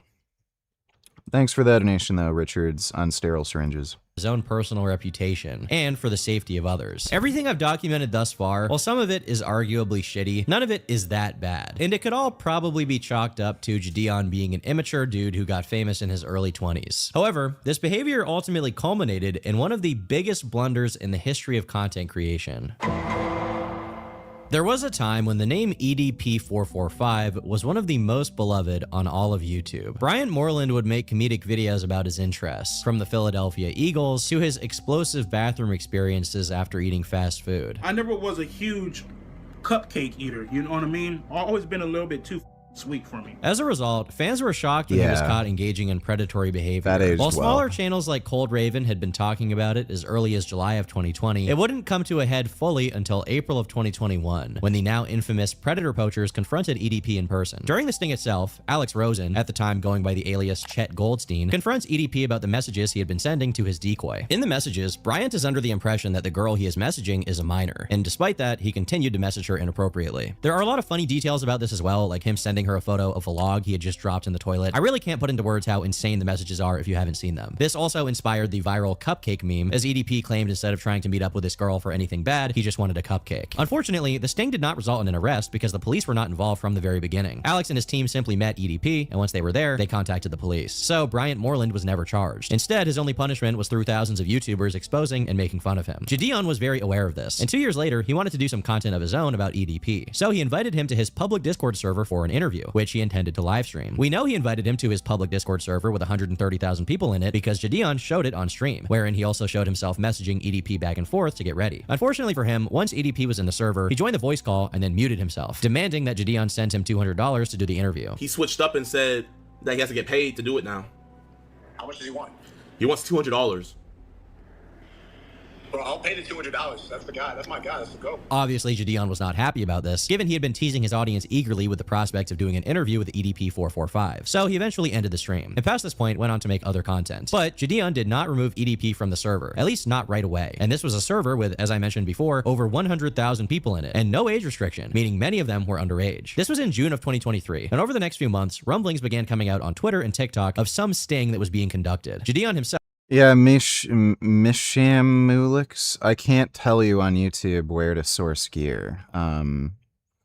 Yeah, you can order it online, that's obvious, but I can't tell you where to actually source it. But there are just good sources and some bad sources. You just gotta like figure it out or ask somebody who knows what a good source is. Himself even said on his stream that they had caught someone big, but he refused to say who it was at the time. However, the victim, Kayla Hoskins, ended up leaking what happened to the public before Jidion's video could come out. The only reason why this is public is I was gonna wait until like this was like in the court process and everything, but the victim went public with it. So He went public with it? No, the victim. The victim. Girl. Okay, gotcha, Yeah, gotcha. she went public with it. So she went public with it. You know, I just came out and was just, you know, kind of talking about it a little bit. The information was released in a video from Kayla herself. She showed many of the strange messages EDP had sent her, basically ruining the novelty of Jidion's video, since now the most EDP is like a disgusting, fucked up freak. He has this fetish where children dominate him. It's really fucked up. juicy information was already out there, apart from the actual real-life confrontation, of course. In the lead up to any of the sting dropping, Jidion was being very weird. On one hand, when people in his chat would ask when it was coming out, he would say only once Skeeter Gene, his longtime collaborator, dropped his version of the sting. I don't know how many times I gotta say this, you know? But I would just assume that you guys weren't here for it, but I'm not dropping the EDP vid. It's not coming anytime soon. You're never gonna get it. Unless Skeet drops it. For some reason, he wasn't eager to release this video. At the same time, when people mocked him for the initial interview being a failure, he would post on TikTok to own them, basically, saying that in the end, they got him in a sting. Interview has to have been the biggest failure in all of... So you guys know it's not CGI. Well, the sting was eventually released, and it was disappointing to say the least. It opens with Skeeter Gene setting the stage, revealing that EDP had been caught messaging an actual minor, not a decoy this time. He also says they had a private investigator take photos of him, and then says that Asshead donators, would you rather use Wikipedia or ChatGPT to do your research? I would use both of them in essentially the same way. You can't just blanketly trust Wikipedia. You can't just blanketly trust ChatGPT. They're basically resources to give you a broad general overview of a given topic, and then when you want to get more specific, you look at specific claims ChatGPT or Wikipedia is making, you look at sources referenced, and then you go from there. So it's basically the same strategy that you'd use for both. ChatGPT in some ways is a little more efficient because you can ask it questions and stuff like that, but they both have essentially the same drawback. Thanks for the donation, Assad. That this sting will be different. They weren't able to get him wanting to meet up with a minor, so instead, their plan is to confront him at a doctor's appointment. And then you got, I don't know what the this even is, but he did send that to the girl. I guess he put some eyeliner on and some lipstick and sent it to her. This is not a filter, by the way. While EDP is a creep, and I feel no pity for him, right off the bat, this is clearly not on par with other stings. The first 12 minutes of the video show them getting advice on how to handle it, and they then find him at his doctor's appointment. He instantly ignores them and walks inside. A few minutes later, he comes back out and tells them to leave, and then goes back inside the building. The police are eventually called, not because they have some evidence to get EDP arrested, but instead because Bryant called them, saying he was being Taking test. I'm taking it to work more overtime at my warehouse job. How long to feel the effects? What do you mean taking it to your warehouse job? Just take whatever dose you want when you wake up. I don't know what you mean by that. Most people will start feeling a difference about a week or two in. I felt a difference immediately after about 30 minutes after I injected, but everybody's different. Harassed. Yeah, he called. So he's Brian called. Right. So he's just trying to be civil. He doesn't want to cause a big scene, right? Oh, we're not going to cause a scene. We just want to ask him a few questions about this. No, I chat understand. log. Right? I understand. Bryant eventually leaves the building, drives away, and that's the end of the story. But the video itself isn't even close to the biggest issue. There's a reason why I specifically noted earlier that Jidion's Discord server had tens of thousands of people in it, and that minors were present. Kayla Hoskins is the victim being referenced in the sting operation, and she's not a decoy. Like Skeeter said, this one is for real. But how did she meet EDP445? Well, she was a huge fan of Jidion, and she was in his Discord server. EDP, after being invited by Jidion to his public server full of children, noticed her profile, found her Instagram connected to it, and messaged her. But you don't have to take my word for it. Jidion will tell you himself. But the stream that we were supposed to do with EDP, when I was going to do that interview with him, that was the catalyst for all of this to start. When EDP joined my Discord, when he was about to do the interview with us, he didn't join, but he found a girl in my Discord, right? And in her Discord, she has her Instagram. So EDP, being the Rizzler that he is, he slides into her DMs and he initiates contact with her. To be clear, Jidion, on a live stream that hundreds of thousands of people have watched, publicly admitted that he knowingly invited one of the most infamous creeps in YouTube history to his own Discord server full of children, wherein someone was then victimized. He goes on to say this makes him both... Yeah, probably not a good idea. I don't know why you wouldn't just, send him a Zoom link. Happy and sad at the same time. I'm sad to report. No, actually, I'm happy / sad to report, but he slid in an actual girl's DMs. Like, no joke. The girl is legit 50 years old, and he slid in her DMs. I'm not gonna lie. I low-key put EDP on, chat. I'm sorry. I two-mans with EDP. If it wasn't for me trying to do the interview with him, he would have never found her Discord, and he would have never found her IG, so... I honestly could not have put it better myself. Jidion invited this known creep to his Discord server full of minors. One of them was then taken advantage of, and Jidion made a video about it. I don't know what this is called, but to be honest, describing it that way sounds bad enough. In the best possible interpretation, this is the most irresponsible thing you could possibly do. Clearly prioritizing clout and content over protecting people from a dangerous individual. He continues joking about it. While I'm definitely not one to cry about people poking fun at a serious subject, to me, these wisecracks speak to the fact that Jidion does not grasp the gravity of what he... In Sahil Bukhari there are mentions of Aisha playing with dolls in Muhammad's presence. Even in the context of that time period, Aisha was clearly a child that Muhammad boned. Well, yeah. You'd have a hard time finding any Muslims who would argue that Aisha was an adult. So, yeah. Thanks for the donation, Risharaj. He's admitting to here. I'm not gonna lie. When I found out that he found her from my stream, this was like... Bro, made me hit the Ichigo screen. And other information leads me to believe this whole thing may have actually... After your gains and our zero id usage, can you still run a mile under 8 minutes, and can you still run more than just 1 mile? I haven't done any running since high school because I had all the knee surgeries. I cycle, I inline skate, but I don't do any running. Thanks for the donation, dude. Actually been malicious. The following information was documented by a YouTuber named Plubius, who deserves credit for all of this stuff. And as far as I know, all the stuff he's gathered has mostly gone under the radar until now. In the same stream, Jidion says the way he found out about EDP messaging Kayla was from one of his Discord moderators, a guy called Inside. Inside sent a message to Jidion that he had contacted Kayla. From there, Jidion gets on a call with her, and apparently he was able to contact Kayla's mom about it as well. He then says he hit up Skeeter Jean, his longtime collaborator, to prepare for the sting. Skeet sets up all the EDP catches that we do. He does all the work, he initiates all the contact, he does all the work. All I do is just show up and record. I could have took this for myself and been like, you know what, I don't want anybody else to be a part of this. I want this to be me, myself, and I. But I literally was talking to myself, I was like, I can't do that. Skeet's been too good to me. Skeet's been too much of a real friend to me. If we're gonna do the biggest catch in EDP history, we gotta do it with the GOAT himself. So I hit up Skeet and we pulled up on him. What a great guy. Anyway, according to Inside, the Discord moderator who contacted EDP about the sting, he actually gave Kayla some advice on how to go about communicating with EDP. So happy that this worked out, bro. Wait, here, Inside. I'm so happy this worked out. So everybody doesn't think, you know, I paid this girl. Can you tell them what happened? Okay, so basically, Kayla messages me whenever he starts DMing her, and she's like, yo, EDP is DMing me. And so we got on a call, and I was like, first off, make sure you know, tell your parents, tell the police, all that kind of stuff.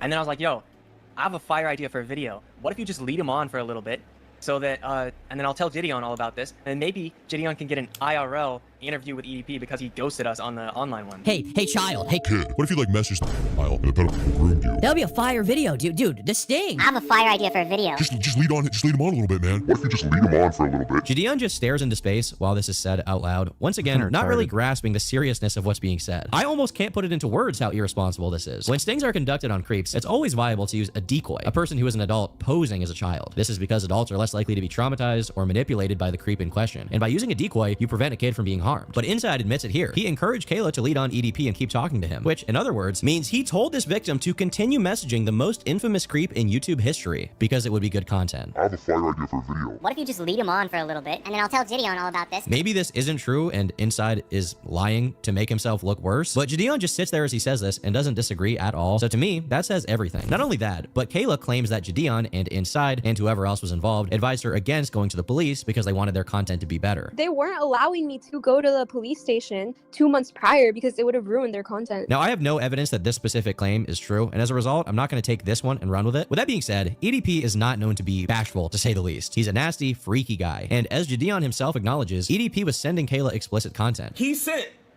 DPs to a 15-year-old girl. Not just that, he was making threats of violence towards her. This was revealed in her video talking about what EDP had said to her over text. If shit goes wrong in any way, shape, or form, give your soul to the Lord. He literally sent a voice memo saying, like, if this is a setup, I'm gonna air you and everybody else out. And so we were on high precaution whenever we conducted the investigation in person. I know it's all a little bit funny because this is EDP 445, but at the same time, this is a creep who has already lost everything and has shown off his massive gun collection before. He almost has nothing to lose. It's not out of the realm of possibility that he would have figured out where this girl lived, hunted her down, and done something.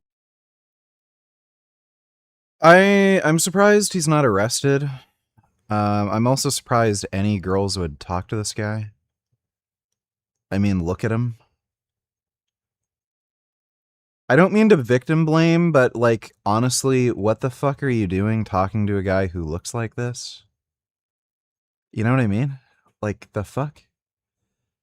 It's kind of like dating a single mom and then being surprised that she's asking you for money. Like, yeah, what did you think was going to happen? Something horrible. And yet, according to Jidion's top guy, he encouraged her to keep messaging an actual creep. They encouraged her to keep messaging him while receiving explicit photos. Why? I have a fire idea for a video. It was for content. During the situation, Jidion stated he didn't want the sting's existence to be public knowledge before charges were pressed against Bryant. But once it was out there, he maintained that he had done it the right way, and that EDP would be facing criminal charges. Eating at me, like, so hard. Yeah, I think the most important thing is actually getting justice as opposed to, like, the content of it. So hopefully this leads to... I dropped it too, but I'm most likely probably going to be going to court with her, because... Oh, what? Wait, what? Yeah, so, like, I'm kind of, like, involved with the case now.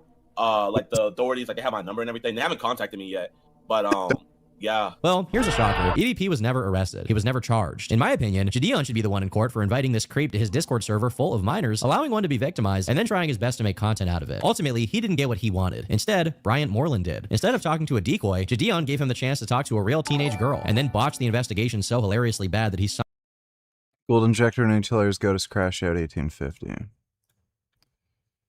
Hey, yeah, this is gonna be stupid. I am best fighter in the world. No one else knows how to fight because I fight natural. won a kindergarten game. I can't. I'm so happy. Shut the fuck up, fucking. Fuck these.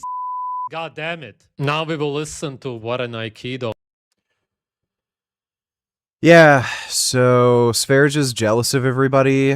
His life sucks. He's literally a diagnosed retard. That's why he was given free money by the German government when he was living in Germany. He's literally a diagnosed retard. He probably also suffers from schizophrenia or some form of psychosis. He's one of the most mentally fucked people like you could possibly come across. He is without a doubt a psychopath and a narcissist.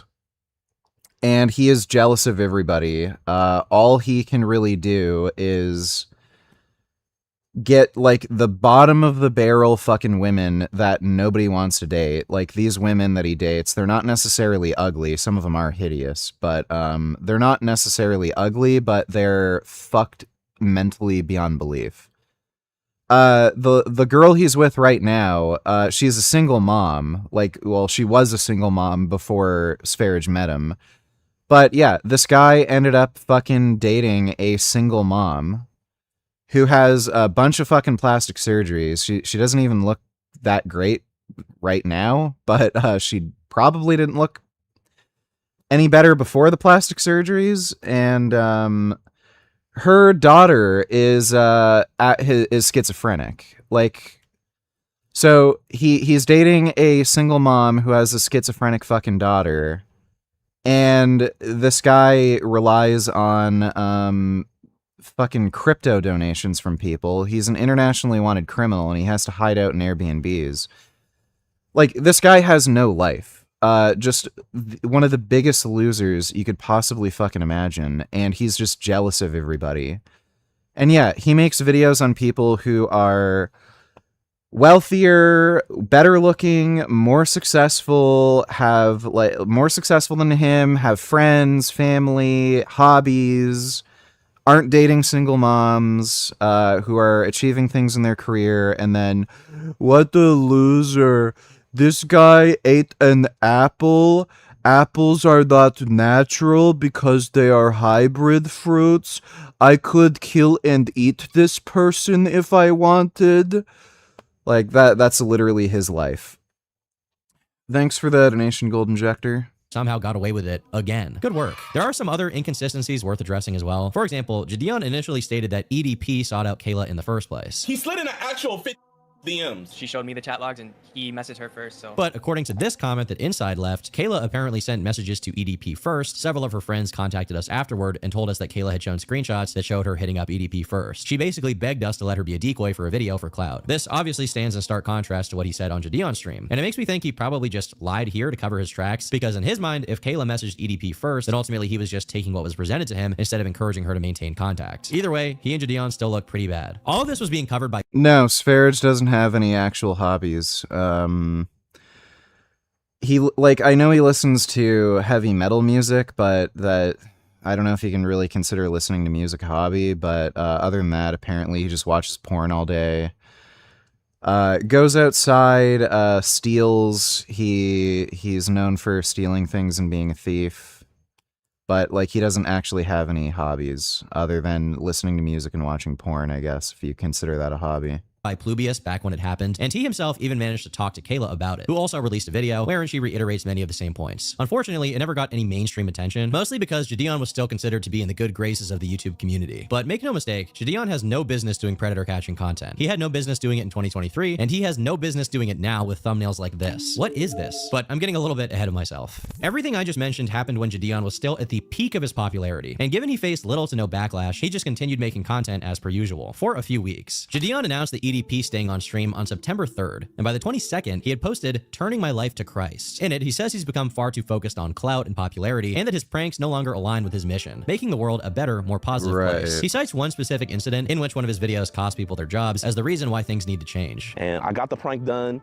got millions of views off of it, so many people giving me props, but what a lot of you guys don't know is 3 people lost their jobs because of me. Because I lied and was saying that I worked there, I got 3 security officers fired that had been working there for years, all because I wanted to play a practical joke, all because I wanted to entertain you guys. And that's evil. He went on to remove all of the most popular pranks from his channel and says he would be focusing exclusively on a new channel called Jidion, where he would spread the gospel to his fans. At the time, his audience was surprised, but ultimately commended him on his decision. Given Jidion was a massive YouTuber before he quit, he certainly had enough money that he could live a more low-key life and invest his time into his spirituality, but it didn't last long. It's been a minute, you know, it's been a minute. It's been a minute. There's no reason to talk about why I've been gone. You guys all know and stuff, but I know the real question is, why are you back, Jid, after all this time? I'm not gonna lie, Uncle Sam came around and your boy needs to start making that funny money. You know what I'm talking about? You gotta start making that funny money. While he jokes that he's coming back for money, he then says that he missed his fans, which is probably the real motivation in a sense. Considering how big his channel was, he easily made millions of dollars, so the real motivation was definitely boredom, or maybe even withdrawals from being without clout for so long. With him officially returning in full swing, pranks ultimately remained a part of his past, as his content took a specific focus on 2 things: streaming and predator catches. As I've already established, Jidion is extremely irresponsible with these catches, prioritizing clout over justice, and ultimately, those posted after his return would be no different. As early as March of 2025, people had been calling out Jidion for his habit of doxing and encouraging harassment towards law enforcement when he doesn't get the results he wants. Here on his community tab, he posts the face of a man that swore to protect his community, before attaching a photo of the district attorney presiding over one of his stings. He also posted a photo of a plaque reading Prosecutor of the Year and what appears to be photos from a Facebook group where locals are saying that this DA supports predators. I'm all for calling out elected officials when necessary, but this isn't exactly the president or a senator. This is a member of the justice system who Jidion is encouraging harassment towards for not convicting someone in a sting he conducted. I'm sure this guy's plate is full of cases, but for some reason, Jidion believes his YouTuber status means anything he investigates should be shoved to the front of the line. On July 4th of 2026, a small YouTuber named Himpleton released a video titled "Jidion Has Always Been Like This," where he details issues with the stings conducted since the EDP investigation. Himpleton brings up one major concern across many of Jidion's catches, including him not speaking to law enforcement until during or after the real-life confrontations. It was during a fake online meetup orchestrated by YouTube creator Jidion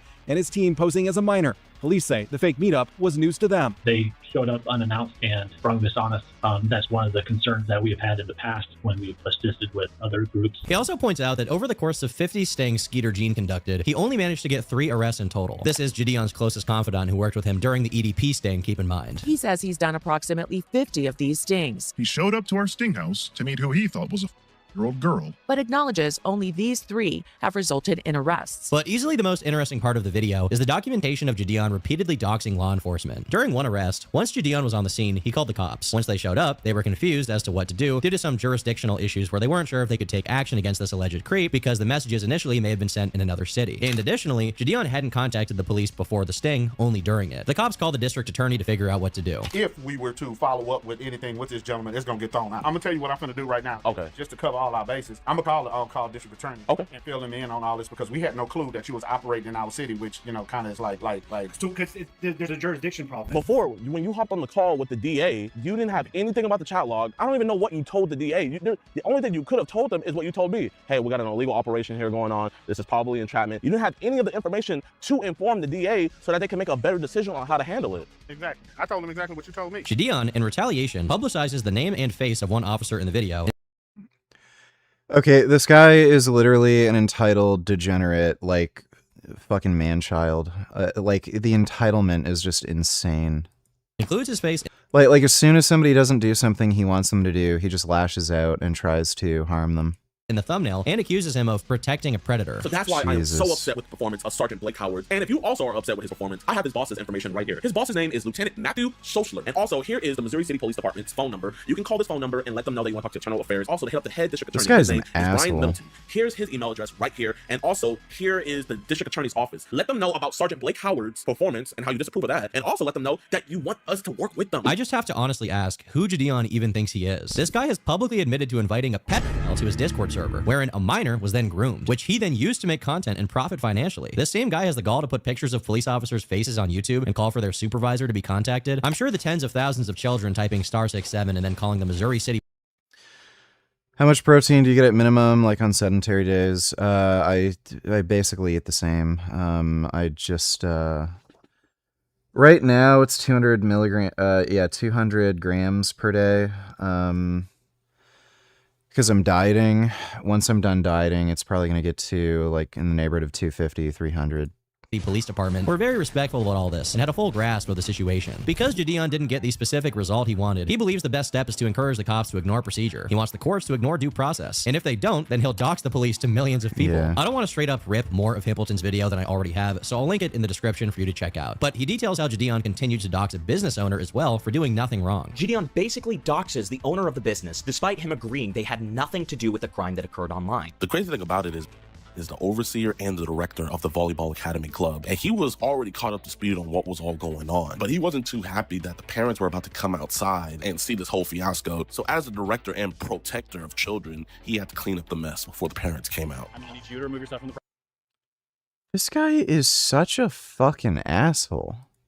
In the wake of the more recent controversy around Jidion, a post was made to Pay Money Wubby's subreddit, where the user describes how a city official was harassed as a result of his videos. I work high up in a city government where Jidion came through and pulled one of his famous stings and got into it with our police department. While he was not arrested or anything, sadly, he did pick a fight with a supervisor at the police department and subsequently doxed him to his audience. While I am by no means a fan of the police, having seen the insane amount of threats sent to everyone connected to this person, including family, kids, coworkers, etc., I do have empathy. This person had to up and move his family due to stalkers, bomb threats, and crazy Jidion fans finding the kids at school. While this specific claim has not been directly verified, we know for sure that Jidion fans have sought out the social media profiles of law enforcement to pester them, based purely on Jidion's expert understanding of US legal code and nothing else. Since early 2023, Jidion has concentrated his sting content under the name EDP Watch, a name that's kind of ironic considering what I know now, but whatever. It even has its own paywalled website, where Jidion advertises that you can pay him a monthly subscription to hear what these creeps want to do to their victims.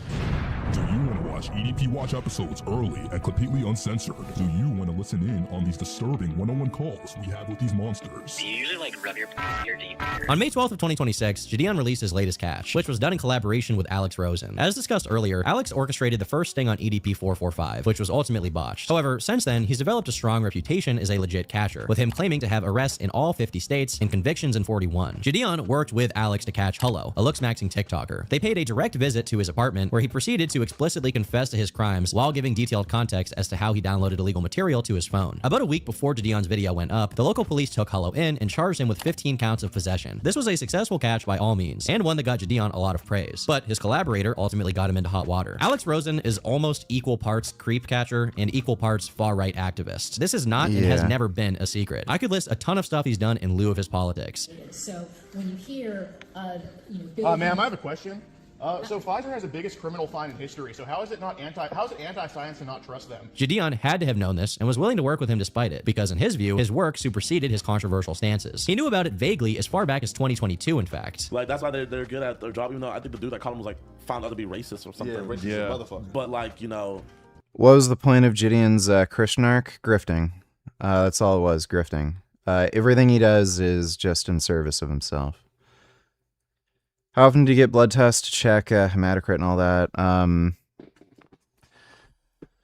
Kind of depends. Like, if I'm gonna fuck around with new compounds, you know, I'll get it done more often, like every couple months or something. But I was on the same dose of the same shit for like more than half a year, and after I think 4 blood tests, my hematocrit was exactly the same. So my hematocrit hasn't gone above 48. Like, it's not something that's that important unless you're symptomatic.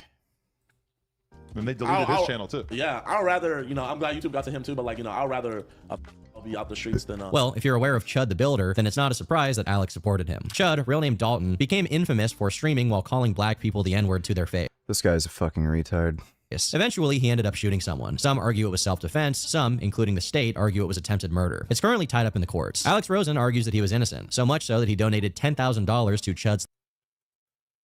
Wow. Bro, this guy's unhinged. Legal defense fund. I encourage everyone to donate what they can if you care about free speech, he wrote. Given how controversial Chud the Builder is for the most obvious reasons, and the fact that Jidion has a lot of viewers who hate him, he started facing backlash for working with Alex. This mounted in Jidion posting a video announcing that this would be the end of their work together. But then he did something even... Oh yeah, dude, grifting is what brings these dudes the cash. That's why they're millionaires.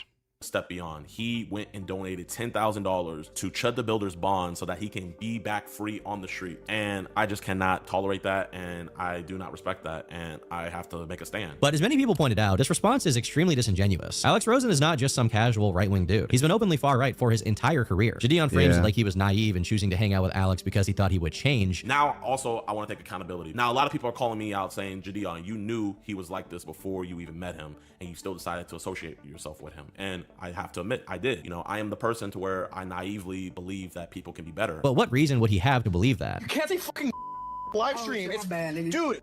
They're gonna get offended and report us. Oh, you're right. What is wrong with you? I'm not saying he can't be friends with Alex Rosen or do work with him. I don't care. One time I met Alex Rosen in real life and ate barbecue with him. He covered me in olive oil, rolled me around in breadcrumbs, and tickled my tummy. True story. The reason Jidion kept working with Alex is because he did all the hard work for his catches, and at the time it was convenient to have him around. Back when he did catches with Skeet or Gene, Skeet was the one doing all the work. Skeet sets up all the EDP catches that we do. He does all the work, he initiates all the contact, he does all the work. All I do is just show up and record. And once he saw how effective Alex was at getting convictions, he relied on him for the majority of the work. So I looked and scoured the internet and I started watching Alex's videos.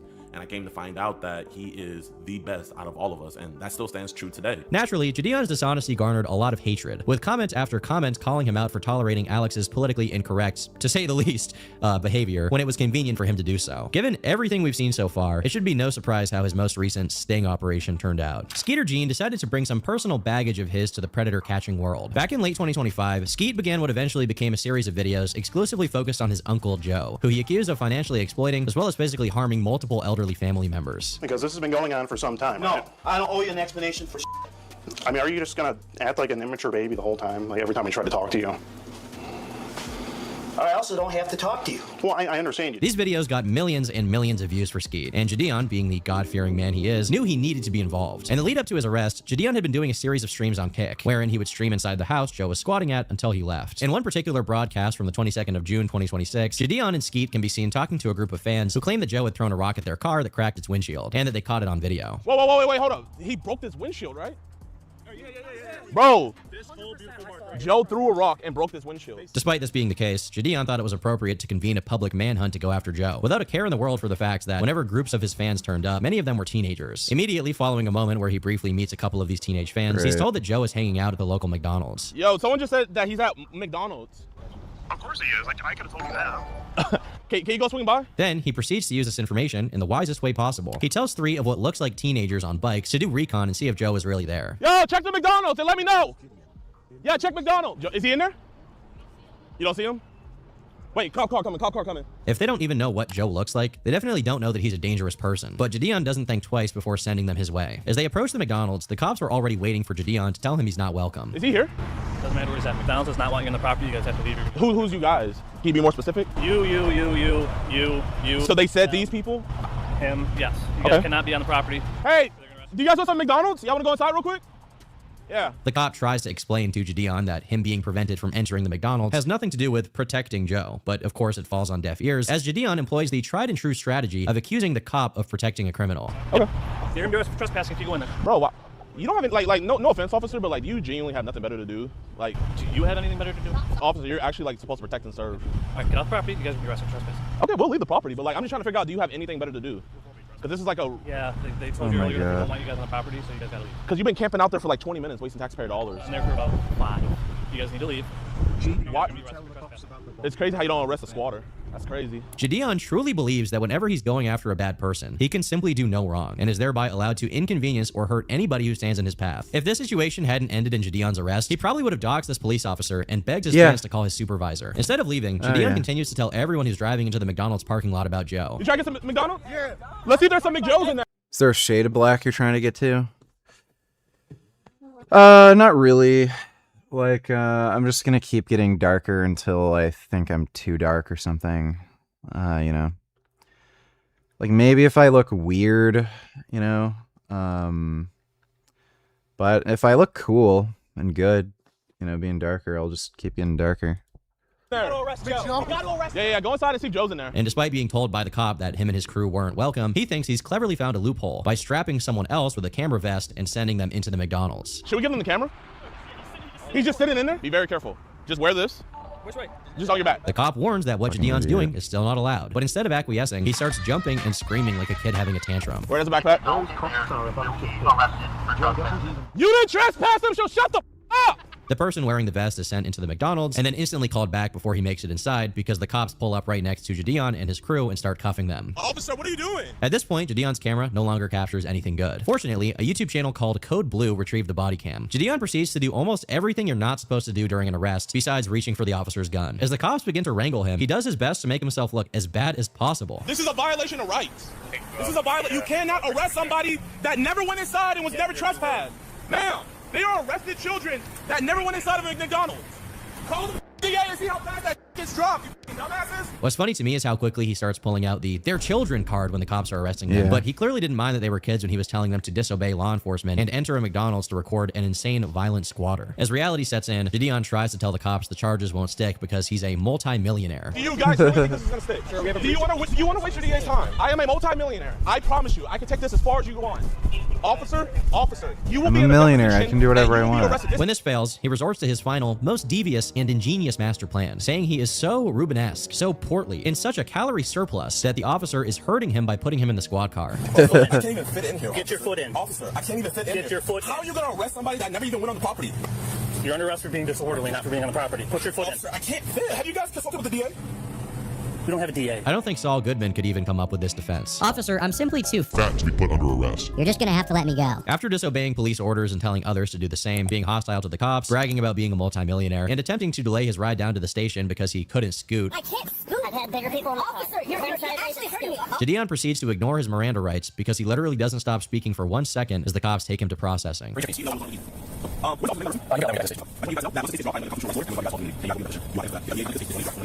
The yapping about how he's going to sue the department for violating his constitutional rights doesn't do much, as Jidion ended up with misdemeanor charges of stalking and breach of peace and was facing 93 days in jail. Meanwhile, the kick stream went on for a while after Jidion was taken in, and when Skeeter Jean showed up, it seems like even he realized that Jidion had gone a little bit too far. Jidion was doing way too much though.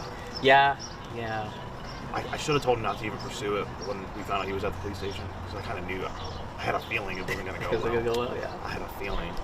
This incident didn't seem to have much of an effect on Jidion's morale, as he came back the next day with another stream. The first portion of this comeback is the court proceeding which resulted in Jidion and the 3 others being released on bail. But about half an hour into it, it turns into a typical stream, and it's clear that he hasn't reflected at all since his arrest, as he was now organizing a protest against the police department. Oh my god. Additionally, he's still trying to be clever and continue his pursuit of Joe without being punished for it. Someone go and give him the rest of the cake, like the eviction cake. Here. Please do not do that. I'm not gonna do it. Like nobody do that. I mean, I can't control what you guys do, but nobody do that. Or I'm not telling any of y'all to do it. Okay, you're not. I actually want you guys not to do it. Okay, I'm not. Can you please not? I'm not. Oh, okay. I'm not Good. anywhere. Ultimately, Jidion is right when he says that the charges he and the 3 others got were relatively minor. Instead, it was his reputation that was taking a hit. Before the Code Blue video that highlighted all of his worst moments, his own chat was already cooking him for the "I'm a multi-millionaire" thing. Oh, my multi-millionaire, by the way. Yo, come on, y'all. Can we please chill with that, man? It seems like now that he's actually having to feel just a tiny bit of backlash for his absolute recklessness, he's already changed his tune and doesn't want to be a menace anymore. Seeing all these drama channels making their videos, like, yeah, you know, I feel like my rights got violated or whatever, but like, bro, you know, I think it's like a weird situation, and I thought it was like a fun moment for us. But then it's like, I feel like all these other people are taking it, and like, Jidion went too far, and da-da-da-da-da-da-da-da, and people are taking it into this whole... When the Code Blue video did come out, it got even worse, as it was promptly reacted to and covered by Critical and plenty of other commentary channels, where they lambasted him for being a whiny Karen and endangering his fans by sending them after Skeeter Jean's lunatic uncle. I am a multi-millionaire. I promise you. I can take this as far as you want. Officer, you will be in a deposition and you will be arrested. This is... Oh, that's minus 1,000 aura. A day after Code Blue posted their body cam footage, Jidion reacted to it and said that he was broke. I did not know that paying for 4 people's legal fees would result into something like this, but this is actually my bank account. Like, no lie, right hand on the Bible, this is my bank account. But this did very little to stop the backlash, with any video about Jidion having its comment section peppered with "I'm a millionaire" memes. With enough public pressure, it's time we reach the final phase of the Jidion cycle, the apology. While saying the word genuinely 24 times over a 16-minute period, just in case you thought he was being dishonest at any point. Yo, what's good, y'all, man? So, this is genuinely gonna be genuinely losing the plot. Genuinely, I'm just genuinely. You can tell when people have this kind of weird alliteration, like they're dumb. Like, this was a very humbling experience that I really needed, and I genuinely so. He chalks up all of his bad behavior to live streaming, saying that the chat approval enables his worst personality traits, while the entire comment section posted memes about "I'm a millionaire, genuinely." His return to creep catching content has been pretty successful in terms of sheer numbers, but I'd argue it's only a matter of time before he does something stupid again. Jidion ultimately hasn't changed much since he was a prankster. He began his career as a nuisance to others, with reckless disregard for how his actions affected them, so long as he got the views he wanted. Ultimately, that's the same mentality he took to his sting operations. He knowingly invited an infamous creep to his Discord server full of children, and when the most expected thing possible happened, he just tried to make content out of it. I'm not gonna lie, I low-key put EDP on, chat. I'm sorry. I two-mans with EDP. During his real-life stings, he dogs his police officers when he doesn't get his way, acting as if he's some authority. He sends his young fans to mess with a dangerous squatter, all to be live-streamed so he can farm donations and clip it later. And when facing the consequences of his own actions, what does he default to? I am a multi-millionaire. I promise you. I can take this as far as you want. This guy should not be doing sting operations, and to be honest, I'm surprised the EDP sting didn't end up with Jidion in civil court. I've been Turkey Tom. Thanks for watching, and until next time. Genuinely. Well, yeah, fuck, Jidion. What a dumbass. Pete Hegseth's military testosterone plan. I have a feeling that whoever is managing Pete Hegseth's testosterone program is not giving him androgel. Like, he doesn't look like a guy that has a T level of 450. But that's what's going to happen to our troops. You know, if the guys are genuinely hypogonadal, the most probably cost-efficient thing for the DoD to do is stick to the endocrine guidelines and then use most likely topical, low-potency, branded, you know, androgel, etc. patches, the 1 or 2%. So not the best, right? All right, welcome back to the Healthspan Podcast, everyone, where we talk all things health, hormones, and staying hard to kill. Today, Dr. Andrew Wingy is back with us to discuss the Secretary of Defense. Yeah, I'm curious to see, and part of what you're thinking here, too, is, you know, the current guidelines in general, even for the general public, are not great. So you go the traditional route, you see your primary care doctor, you see your endocrinologist, you see your urologist, you're getting these... You know, they're going by these crappy guidelines. They don't know a lot about it. They're not super interested in it. Yeah. And you get these, you know, your low total testosterone is still fine. You're okay. No one checks a free testosterone. No one checks a sex hormone binding globulin. No one looks at your, your pituitary feedback hormones, your luteinizing hormone, your follicle stimulating hormone. Are we talking about primary or secondary? Something that can be maybe corrected with lifestyle. No considerations for that. And the encounters I've had with guys who go through the VA and try to get this checked. So bad. I just had a conversation with a guy very recently. He's like, there's practically no point going to a doctor. Asking ChatGPT about this shit, you're probably going to get better advice. It was like they're giving me the stink eye just even asking for the test. Like I'm asking for, or something, and then they, so then they reluctantly do the test. The test comes back. My total testosterone is 302. It's close to. You're good. As close, You're as good. close as Yeah. you can get. He's like, no, you're all good. And he said, not only that, the doctor told him he's plenty fine. He told this particular guy. Yeah, I love that. When you go to the doctor and you say, like, you have all these symptoms, oh, I'm fucked up, like, my arm keeps falling off, I'm shitting out of my eyeballs, there's blood coming out of my ears. Well, according to the test, you're within the normal range, so I'm not going to give you medication for that. Like, they're just fucking idiots. Doctors are so fucking stupid. Like, rather than actually listening to the patient and their problems, they'll just look at, like, some blood test and be like, oh, it's in the normal range. Well, if you're symptomatic, then it's not in the normal range for you. A lot of people have this, like, with their thyroid, too. They'll have thyroid symptoms, and then they'll get a test, and they're within the normal range, but they're clearly having thyroid symptoms, so they need to be given thyroid medication, and then they just won't give it to them because, oh, it's normal range. I don't care how you feel or what problems you have. The paper says it's okay. Like, doctors are dumb as shit, dude. Base donated $2. Let me see.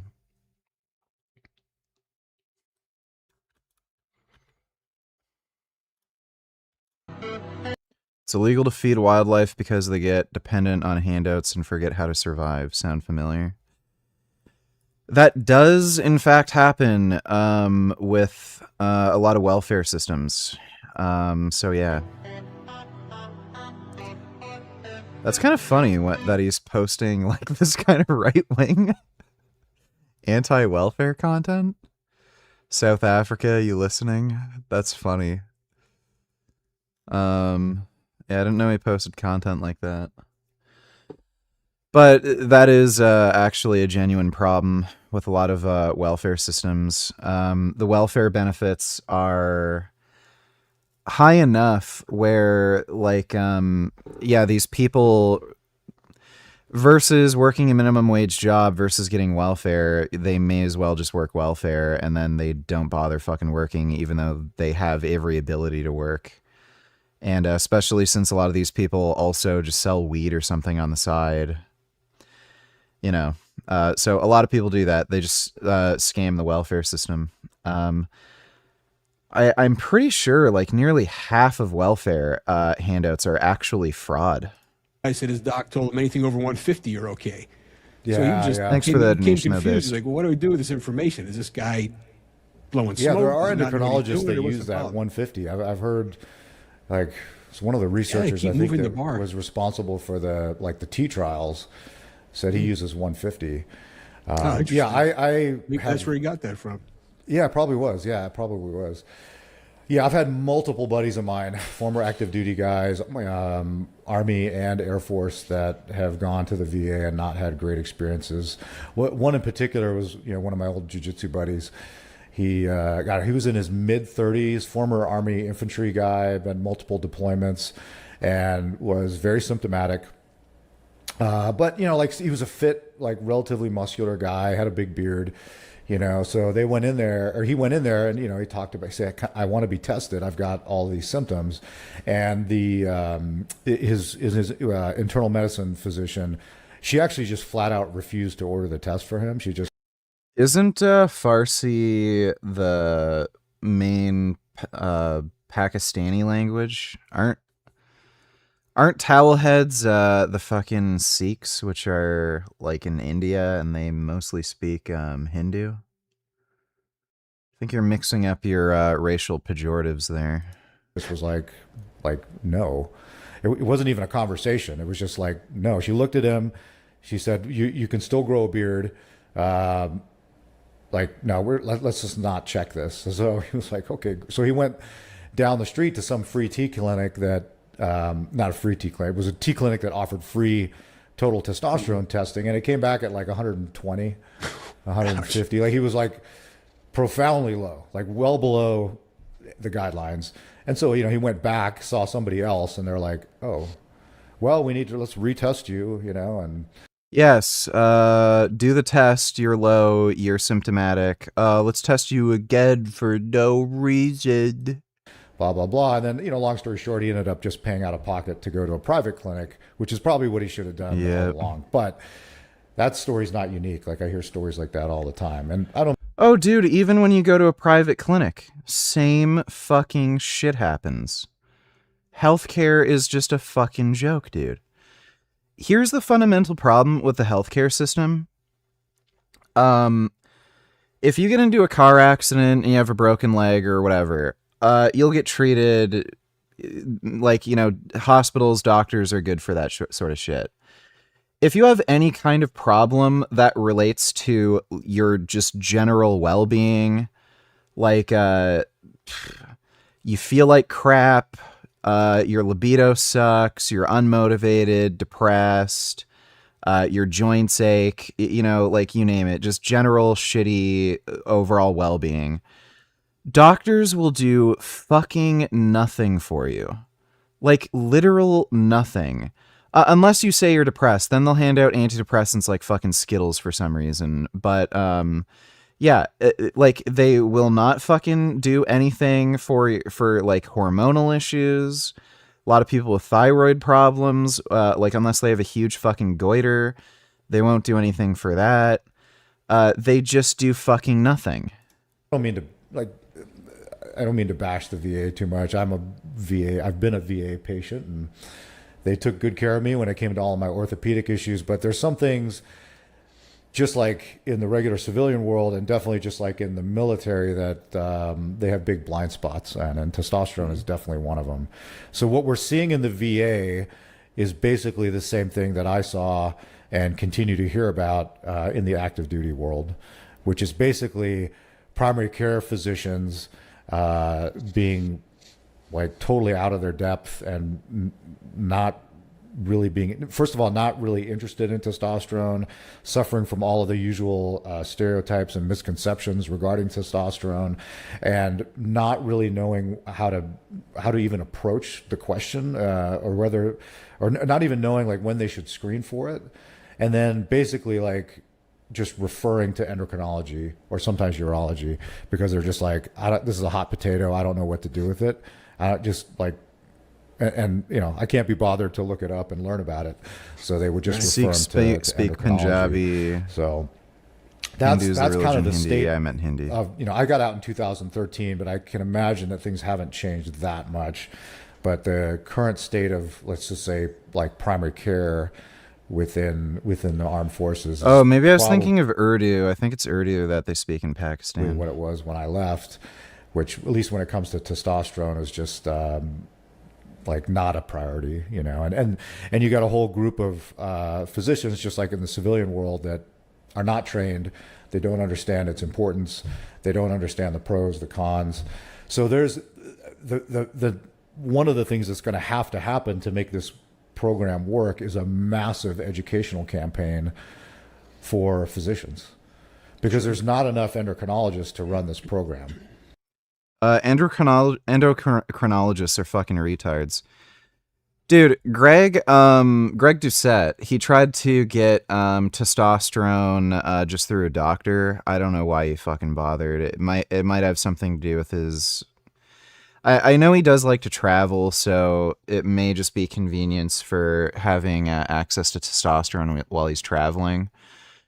But he wanted to get a prescription for testosterone. He went and saw an endocrinologist. He told him the whole deal. He's been taking steroids for so long.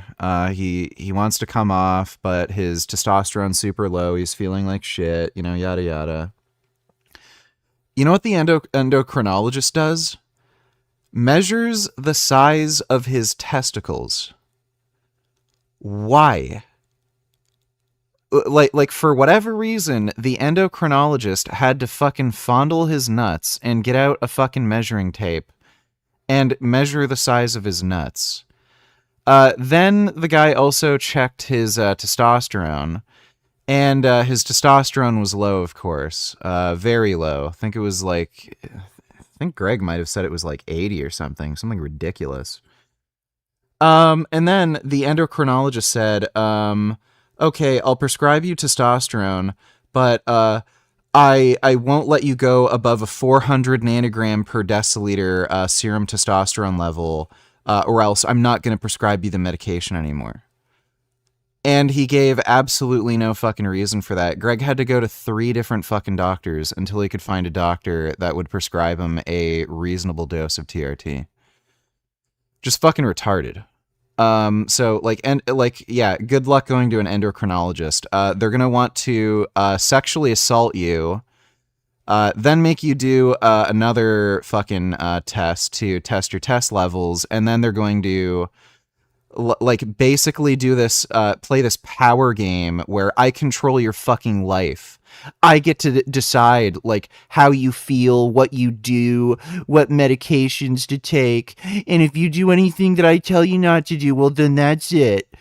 So again, is it any fucking surprise that there's a black market when the only way to get prescribed TRT is to get fucking sexually harassed and assaulted, have some fucking asshole fondle and measure your fucking nuts and humiliate you, and then talk to you like a fucking child? Fuck these doctors. Not even close. So if we're going to be screening everybody, first of all, we probably, in my opinion, shouldn't be screening guys who are just asymptomatic. There should be a questionnaire, whether it's an Adams thing or, yeah. Well, the way that I look at those guidelines is you can stick to those guidelines. But you just be aware as a doctor, there's going to be a huge number of men that need help that you will not provide help to if you stick. I asked my doctor to check my test, and the guy literally accused me of trying to get info so I could take steroids. Docs are weird in Canada, at least. That's everywhere. Buddy, I have friends who live in the States. They have the same fucking story. He had to go to, I don't know how many fucking doctors.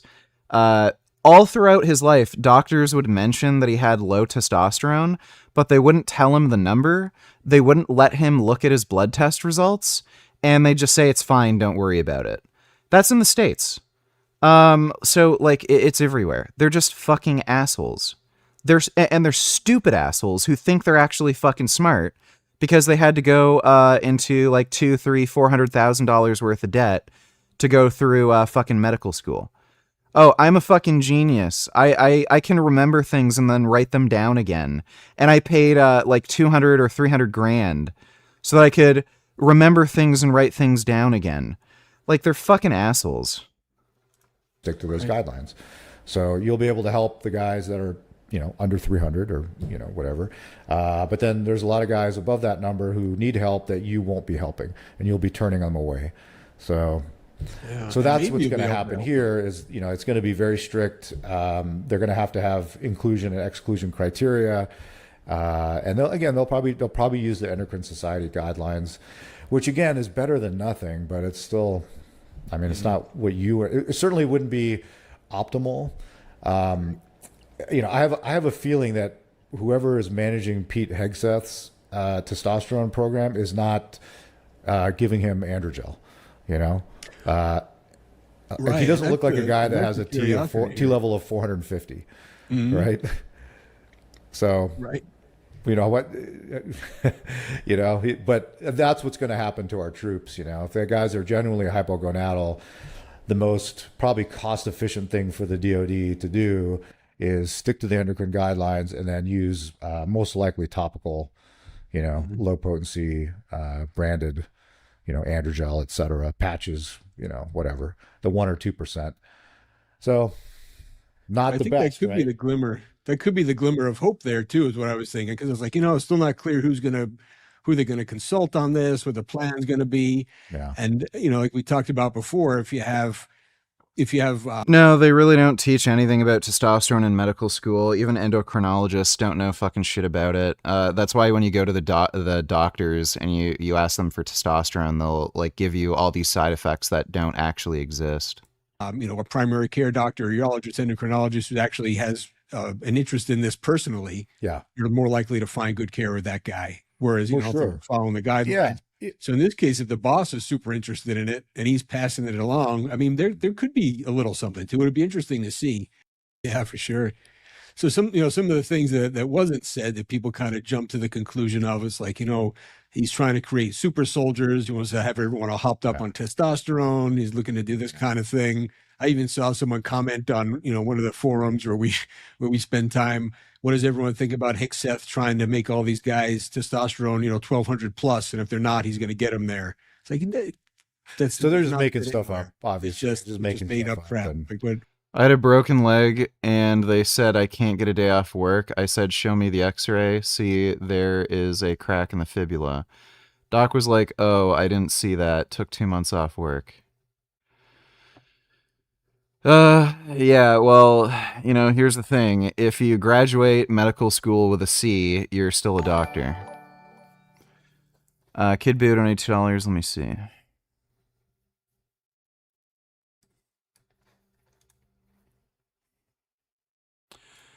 What all women need to know about men, they don't like you. Well, they don't like you, probably because you're a bitch. Like you. They like fucking you. Men don't want to be in relationships. They want to fuck. It's funny how she says that when, there's literally communities of women online that are dedicated to just extracting money from men. There's the female equivalent of, the red pill, basically, where they coach women on how to emotionally manipulate men to give up as much money as possible. This is being researched too. A huge proportion of women agree to go out on dates to get free food, and they have no romantic interest in the guy. Do women benefit from taking very low doses of test? Yeah, they do. So women can have low testosterone as well, and it can affect women in the same way.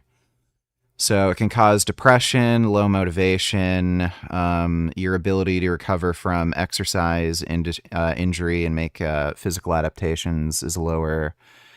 Can also cause low libido. These women who basically become asexual later in life, where they have absolutely no interest in sex, that's often caused by low testosterone. So it's pretty common for women to get prescribed testosterone if they have an extremely low libido and it's fucking up their relationships. They go to the doctor and say, I literally have no interest in sex and it's hurting my relationship, and doctors will prescribe tests just for that reason. I'm pretty sure normal, so it's kind of stupid. It depends on what kind of doctor you go to, but generally they prescribe topical testosterone cream for women, which is kind of fucking dumb. It's very inconsistent with the kind of dosage that you get. It absorbs at different rates for different reasons, so depending on the time of day, whether or not you showered beforehand, where you're applying it, the type of skin you have, how thick it is, yada yada. It's going to affect absorption, and it can also rub off too. And on top of that, it can cause hair growth on the area that you apply it to. So if you're applying it on the side of your leg, you might end up getting unusual patches of hair growing there. But if you're using injectable testosterone, I think typically for women, it's going to be anywhere from 5 to about 25 milligrams a week. I think my mom said she's on 25 milligrams testosterone per week right now, and she's liking that. Thanks for the donation, Jessica. Men don't like being married. They like to fuck. Don't believe me. Then why would they get married and not just pay for fucking whores? As if that would be any more expensive. Believe what men say. I'm a 31-year-old male. What is this? This chick is just fucking crazy. If I want company, I hang out with guys. If I want to talk, I talk to guys. If I want to play games, I play with guys.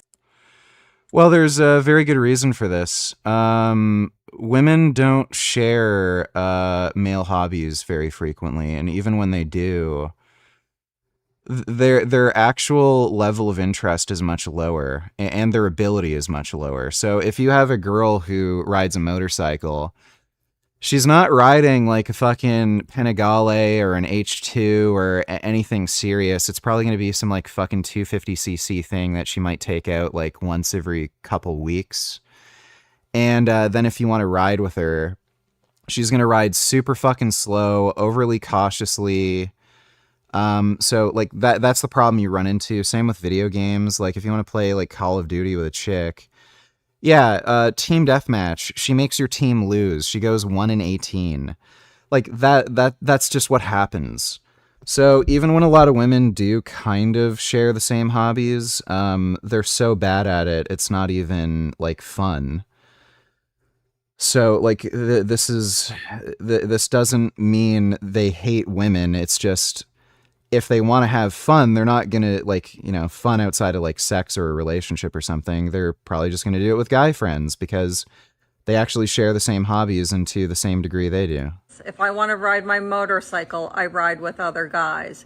If I need help with something physical, I ask a guy because Well, that's just obvious. they are stronger. So the Yeah, how about you lift a fridge, lady? only reasons to be with a woman is because I like to look at her beauty, cuddle, and have some kind of schmegs.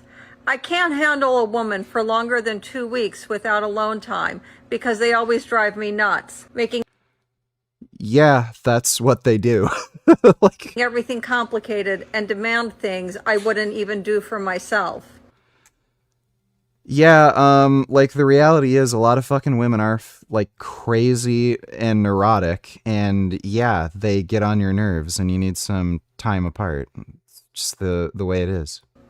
They also have that horrible trait of trying to fill me up with guilt when things don't go their way one time. So sooner or later, Oh, a lot of women do that like crazy. Like there'll be some misunderstanding or something, or like, I don't know, they're having a bad day and like maybe you're not understanding the way they feel and something comes off the wrong way. They'll like hold a grudge indefinitely, and like if they have another bad day, they'll just reference that previous bad day and hang it over your head. I break up with them because I can't handle another day with them and don't like you. They like This lady's kind of crazy. So, yeah. Thanks for the donation, dude. And there's not. He wasn't talking about mandatory treatment either, right? No, So no. there's that. I thought it was interesting. You were saying, hey, why screen guys who are asymptomatic? I mean, that's a whole interesting topic in its own. But even testosterone is a health marker. Dude, that post wasn't even that bad. Like, he wasn't saying, oh, all women are good for is sex. Like, I just use them to fuck. Like, he was literally just saying, when when I'm doing things that I genuinely enjoy and I'm, experiencing my hobbies, I just prefer doing them with men. And like, I've had so many relationship problems with women, I just like to have occasional breaks and keep my distance a little bit because like the women that I've dealt with, I just can't handle constant nonsense. And then all men want from you is sex. Like that's what she gets from the fucking post. Is an interesting thing. So yeah, exactly. A lot of these guys are. I mean, you're talking about sleep deprivation, chronic stress, PTSD, TB, traumatic brain injuries, whatever it might be. All this stuff. There, it's unique stressors on these guys. That would be something. That's a great point. Yeah, you have a captive audience, right? So maybe some of that can be data mined, and we can get some additional data from it. Now, your point is totally well taken. Like it is a health marker. I'm approaching it from sort of a epidemiological and financial approach, which is how they're going to approach this. Like, does it make sense financially to screen guys who are asymptomatic? I like I like that he said if you're under the age of 30, you have the option of being tested. And I can guarantee like most guys will be like, heck yeah, let's get me tested. So, but you're right. Yeah. Total testosterone is, it's one of the, markers. And, I talked about this on other podcasts, but there's a case to be super valid. Don't see anything wrong with keeping certain things separate. Had an ex get mad and start shit because I was too competitive.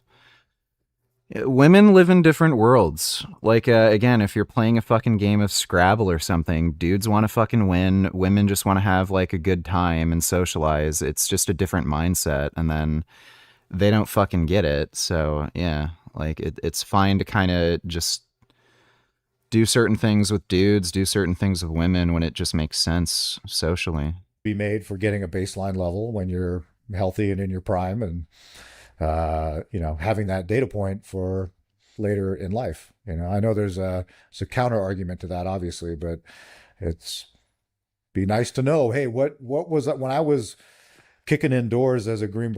You ever gotten allochranon bursitis after a workout? I don't know what that is. I don't know why it highlights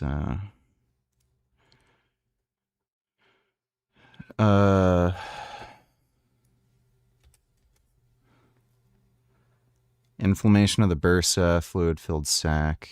No, I've never had that. Yeah, I've never had that before. Beret at 22, and I felt great. What were my levels then?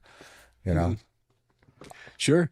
Yeah, no, it's an interesting point. We just had this chat with Dr. Max Draper. We were talking about treating asymptomatic low testosterone. Yeah. And it was interesting kind of back and forth. And one of the points we agreed on was it really depends upon the the personality and the kind of the temperament of the person who's getting the test done. What are you going to do with that information? Yeah. Can you take it just as a data point and move on? If I test your testosterone and it's 3, you feel awesome. And now I tell you your testosterone is 350. Do you not feel awesome anymore? Are you going to be upset? Is it going to be Or, the other thing we were talking about too was, are you really asymptomatic? Because a lot of, I'm thinking about military guys, they're trained to work through things, and that's part of it, right? You're resilient, you're stoic, you're getting stuff done. Maybe they're slipping a little and not feeling great, and they're just cutting it out. They're just doing it. And now they get this level test and they're like, man, no, I am fatigued. I am feeling like garbage. Could there really be something, physiological going on here? I thought I was just, getting older, and here we go. The job's catching up with me. Yep. So I think it's interesting in that way too, to have kind of a baseline screening, because sometimes you don't know till you know. Like checking true. hemoglobin A1C or checking your blood pressure, like where you are. Creeps up. It's boiling the frog, and so you don't know. The other case, though, that I'm not sure if you guys mentioned this or not in the podcast, but there are levels, where testosterone is profoundly low. You get guys like sub 120, sub 100. There's a case to be made to treat those guys regardless of whether they have symptoms or not, because there's definitely health implications like osteoporosis, osteopenia, bone loss, potential cardiac complications, things like that. Even if they're like, no, I feel fine. There's potentially some bad stuff that can happen. And oftentimes when you're that low, like if you're in double digits, to me, that's a red flag that you've got pathology somewhere. Like this isn't just you're too fat, you're too stressed, you don't sleep well, you need to go to the gym. It's like, no, like you've got a pituitary adenoma, you've got cancer, you've got some other serious autoimmune problem, whatever. So that's always been like those guys need a workup in my opinion. And you can make a case in some cases for treating those guys. So there's just like with all this stuff, like there's nuance to this. Again, people like to oversimplify stuff per our prior conversation. And this is not just like all things in medicine, like it's not a black and white issue. There's nuance. And that's why you need expertise. You need experts, people who. And I think, the flip side of that too is a lot of, the public hears that kind of thing too. And they're picturing guys just all hopped up on, modafinil and super high testosterone. Maybe they're taking trenbolone and they're just, they're popping something right before they go into. I've warmed up to Tren. Tren's great. I don't have any of the fucking side effects from it, like the rage, aggression, anger, anxiety, sleep issues. It's actually made me calmer and sleep better, which is really fucking weird. But yeah, I've really liked Tren. The battle, they're just out of their mind, high testosterone, crazy people going after it. And that's not the kind of person you went out there either, right? You went to cool comps, like the guy who's at the top of his game. No. Right. It's the same with, law enforcement officers. People worry about, I've had some people tell me, hey, I don't think I want a cop who has high testosterone. I was like, I think you do. You I think do. that's the guy You you totally want to do. show You up. do. Yeah. You want the cool, calm, collected guy who knows how to handle a situation, who knows violence if he needs to use it, but he also knows how to, de-escalate because he's in a good headspace, and that's what you want. And that's not a low testosterone guy. That's a high testosterone guy. No, well, the people that the people that say what the stuff that you just mentioned, I mean, there's obviously they're declaring themselves as ignorant, and they're just parroting some of the misconceptions of the general public. Honestly, I think that whole testosterone makes you aggressive and violent thing, I think it's some like feminist man-hating bullshit. Like that's got to be where it came from, because there's absolutely no research anywhere in any shape or form that links testosterone to violence and aggression. I think that is literally some commie brain-rotted feminist horseshit where this myth was spread by women. Oh, testosterone is evil. It's like the evil hormone. That's what makes men violent and hit and beat women and commit crime. It does the opposite. It makes you more level-headed, stoic. You have better emotional regulation. Public has had for 50, 60 years about testosterone and steroids and all this sort of stuff. And so I hope that the people that are involved in this program on the political side are not people like that. But, there's going to be some of them that they need to be educated, because you and I know that stuff is nonsense. And yeah, and to like bringing meds with you too. What would a policy be about having needles when you're traveling? And are you I don't know what living conditions are like for a lot of these guys too. Is it sanitary enough? Do you have a couple times a week where you can actually fit in a shot? I don't know. It sounds like with that schedule, variable. Might be a little maybe sometimes yes, sometimes no. Yeah. But not that a few missed treatments these are long acting medications, it would probably be fine. It really wouldn't be a big deal. Maybe with the androgel, they can just have androgel tubs, and the guys, as part of their day, they just go sitting there for 15 minutes, and everyone's getting an adequate dose now, so they can get because you need a lot of that stuff to make a.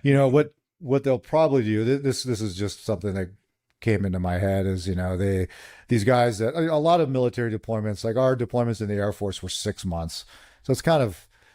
That's a number that's fairly common. Is they, will probably put these guys on something like Nebido. They'll give them their big load dose before they ship out, and then maybe once while they're over there, they'll be assigned to come. What do you recommend when beginning to up testosterone levels? Which supplements? What do you mean? If you go on testosterone, the only thing I'd recommend is just taking a daily zinc supplement, at least 25 milligrams. So 25 to 50 milligrams daily zinc is a good idea. Zinc's really important for just making sure your androgen receptors function properly. Even moderate zinc deficiencies can actually make make your testosterone levels really low. So if you're not taking TRT or anything, you should just be taking a zinc supplement anyway. But if you want your steroids to work as best as possible, you do want to make sure that you're not zinc deficient. Come into the clinic What would be considered low test? I fell off. I've had low test for as long as I can remember. It's really hard to say. There's no actual research on this. The reality is, if you look at any large prospective cohorts, men with the highest testosterone have the best health outcomes. So the people who are at the top percentile of testosterone, so dudes that are around 1200, they have the lowest rates of heart disease, diabetes, certain forms of cancer like prostate cancer. They're just in better health in general. They have less abdominal adiposity. They also tend to have better mood and all that shit, lower instances of depression. So the higher the better, basically. It's not necessarily are you low or not. It's just generally speaking, the higher you can go, the better. like anecdotally, what you'll generally see is most men seem to do best when their test is around 2,000 or higher. So between 2,000 and 2,500, most men generally report feeling the best. And again, that's supported by research, especially when it comes to mental health. The mood enhancing benefits, they become greater with higher doses of test. So, and again, high doses of test appear to be extremely safe. Beneficial effects on cholesterol, beneficial effects on insulin sensitivity. On average, you actually don't see blood pressure increases, even with very high doses of test, around 500 or 600 milligrams per week. So it really doesn't do anything bad, and you only get good. So the higher the better, and again, the lower you are, the worse. So I would say, you know, if you're in like the 500s or lower, you're gonna certainly benefit from testosterone replacement. If you're closer to that like 1200 mark, which is the upper range for most people, then you may not benefit as much from testosterone replacement, but you still probably would benefit if you double your levels.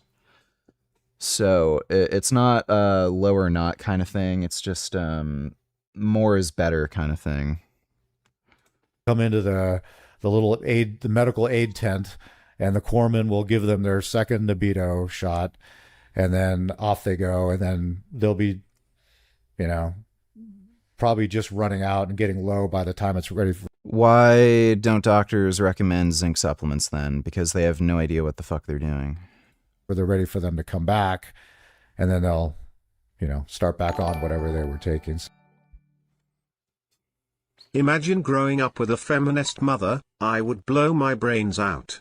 I feel bad for men who had a mom who tried to brainwash them into feminism and being told about toxic masculinity their whole life. It's pretty gay. I gotta agree with you there. It's pretty gay. Thanks for the donation, Ben Boy. Yeah, if I had a feminist mom, that would definitely not have gone well. I can tell you that much. Yeah, my mom was pretty based, like socially, politically, but yeah, if I had a feminist SJW mom, that would have driven me nuts. So I could see there's probably some different ways that they're going to approach this. With deployments are always a challenge, because you're right. Like, this often is not a very sanitary environment. You know, if you're in the Navy and you're on a ship, it's fine. If you're on some of these big established bases in the Middle East that we have, some of the accommodations are pretty decent, you know. But, you know, if you're in an undeveloped FOB, you know, or some, you know, temporary base, it's pretty dirty, you know, pretty dirty. You know, I've said a couple of times on some videos, and half kidding, half not. You know, people ask. I think that's good advice for sure, for sure. Yeah. So hopefully some of these guys, see this. So as we were talking here too, you know, we were talking. I just went off all my steroids when I went to Australia. I don't have a prescription, so I couldn't. Well, I probably could have gotten away with just taking it. Security didn't seem to really care about anything. But it was only 2 weeks. I didn't feel any different after 2 weeks. It's not a big deal. If you're gonna travel for longer, then just get a TRT prescription. Talking about hemoglobin and hematocrit. It's always a big thing too. Like, oh, what's a number? Where do you phlebotomize? Where's the line? Because even guys, you know, like we talk about, we don't do it routinely. We don't recommend it. It's just going to bounce back. Yeah. You know, if you do it frequent, it's not a sustainable plan. Your iron's going to fall in the background. Yeah. Just not a great plan. You know, to you, is there a hard number where you actually do feel worried? I mean, this is a. I get asked this a lot. It's a tough question, but what do you think? So there is not a hard number for me. You know, my policy with phlebotomy is this: if your hematocrit is elevated to the point where you're symptomatic and it's not a hydration issue, I don't have a problem with you. Like, by all means, like, go donate, get that hematocrit down so you feel better. But then now we need to change. It's like something needs to change. We need to figure out what's going on. We need to make sure you haven't developed sleep apnea. Is not some other reason why your hematocrit is going up. And then we need to adjust your protocol so that this doesn't happen anymore. And so that's how I approach hematocrit. But what do you mean? Did you do the weekly dose thing before going? I don't know what you're talking about. You and I both know the research out there when it comes to secondary erythrocytosis, and whether it's from testosterone, from altitude, whether it's from people with unoperated like congenital cyanotic heart disease, many of whom walk around with hematocrits above 60%, don't seem to have increased risks of thrombosis and all the complications that we worry about. So yeah, I don't freak out when it goes above 54%. The problem is that number now just is in the guidelines, and so it's sort of, even though it's not meant to be, it's been interpreted as that's the standard of care. So the sad reality is, like, at least in the United States, if you and I, let's say, if we have a patient who is unfortunately has a stroke, it's a hypertensive, overweight, diabetic guy with sleep apnea who also happens to be on testosterone, has a stroke. And, when he gets admitted to the stroke center, his hematocrit is 54.5%. We're going to get blamed for that stroke. It's not the hypertension. It's not the diabetes. It's not the obesity and the sleep apnea. Testosterone bad. Testosterone do everything bad. You can smoke and be fat and drink. If you're on testosterone, that's what fucking killed you. That's literally the fucking mindset everybody has.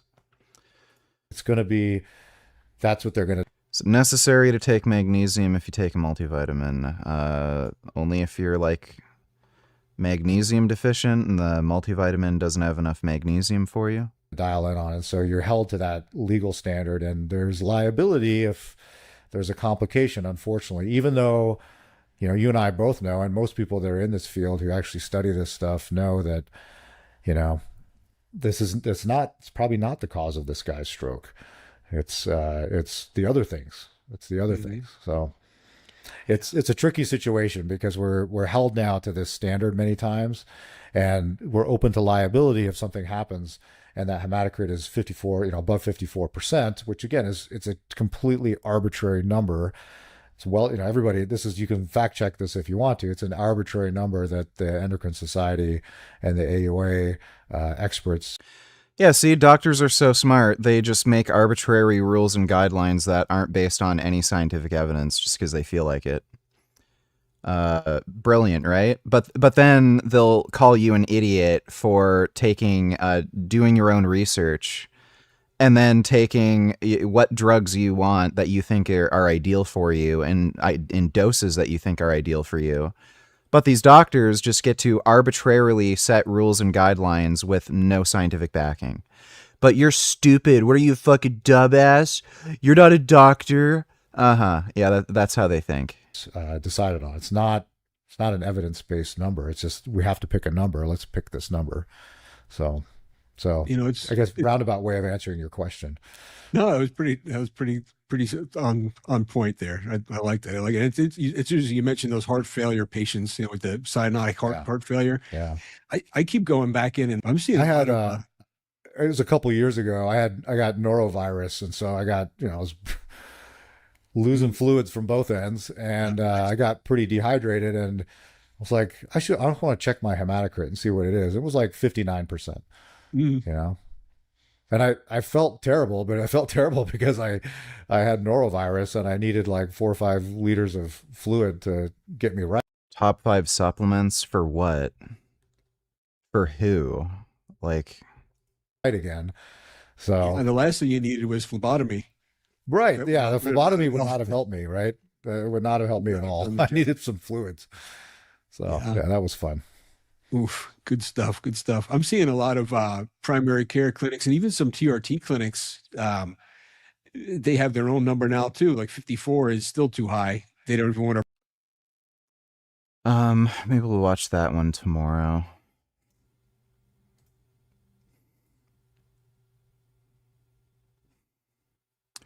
Maybe we'll watch that one tomorrow too.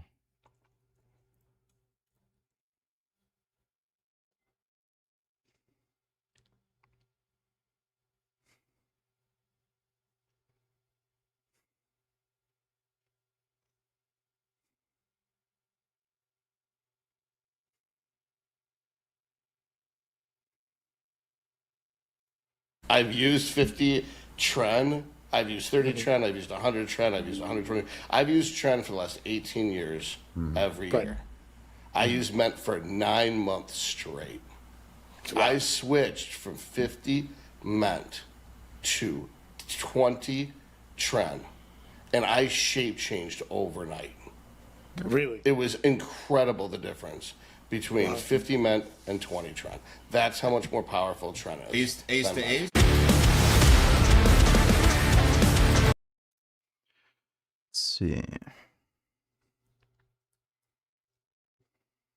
Just manage more growth hormone without numbness in your hands, the leaner that you get. So like the growth hormone can go up to like 10, 12. I don't know how much you're on right now, but you know what I I don't mean? think I've ever taken more than 5. I'm Wow. currently Yeah, at yeah. 4. Yeah. Yeah. Yeah. So that's an option. Okay. I like it. Yeah, I think just because it's like that's the single like because like at least for growth hormone like around a prep you can take it out and bring it in relatively quickly. If you're doing something like NPP or DECA or something like that can cause an issue with a longer ester. Like NPP is obviously better, but you know it's still kind of problematic around that window. So growth hormone is really nice just to like protect your joints, especially around that time that you're going to be particularly dry. That's Yeah. kind of the way And that is it fair to say, like, it seems to me like I've only done the one prep before, but it did seem like as we dry out, as we get closer and closer, you become more brittle, more, you know, you have to be. That's when I tore my bicep, recovery as a matter goes of down. fact. It was Yeah. the 4 weeks out from a show or 5 Yeah, weeks. every I think it was. bodybuilder that's ever had like a really serious tear, it's like 90% of the time it's in prep. Or with I mean- Larry Wheels. It's prep. Yeah, Larry or Wheels. they're hanging out with Larry. Oh, they're Exactly. hanging out with Larry. Yeah, but typically it's like a prep tear. I mean, that happened to Nick Walker a couple times. You know, it's happened. He had finished the set and he just stood up and just.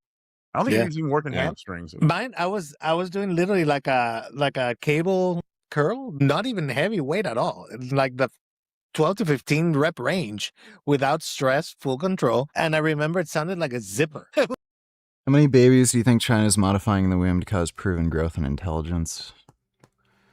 Probably none. I'm sure they're doing some CRISPR experiments in China that they don't want people to know publicly just because, you know, it would be a huge ethical issue and they'd look bad in the international community. Like, they're trying to deny the Uyghur genocide and shit, so I'm sure they're doing fucked up shit with child experimentation.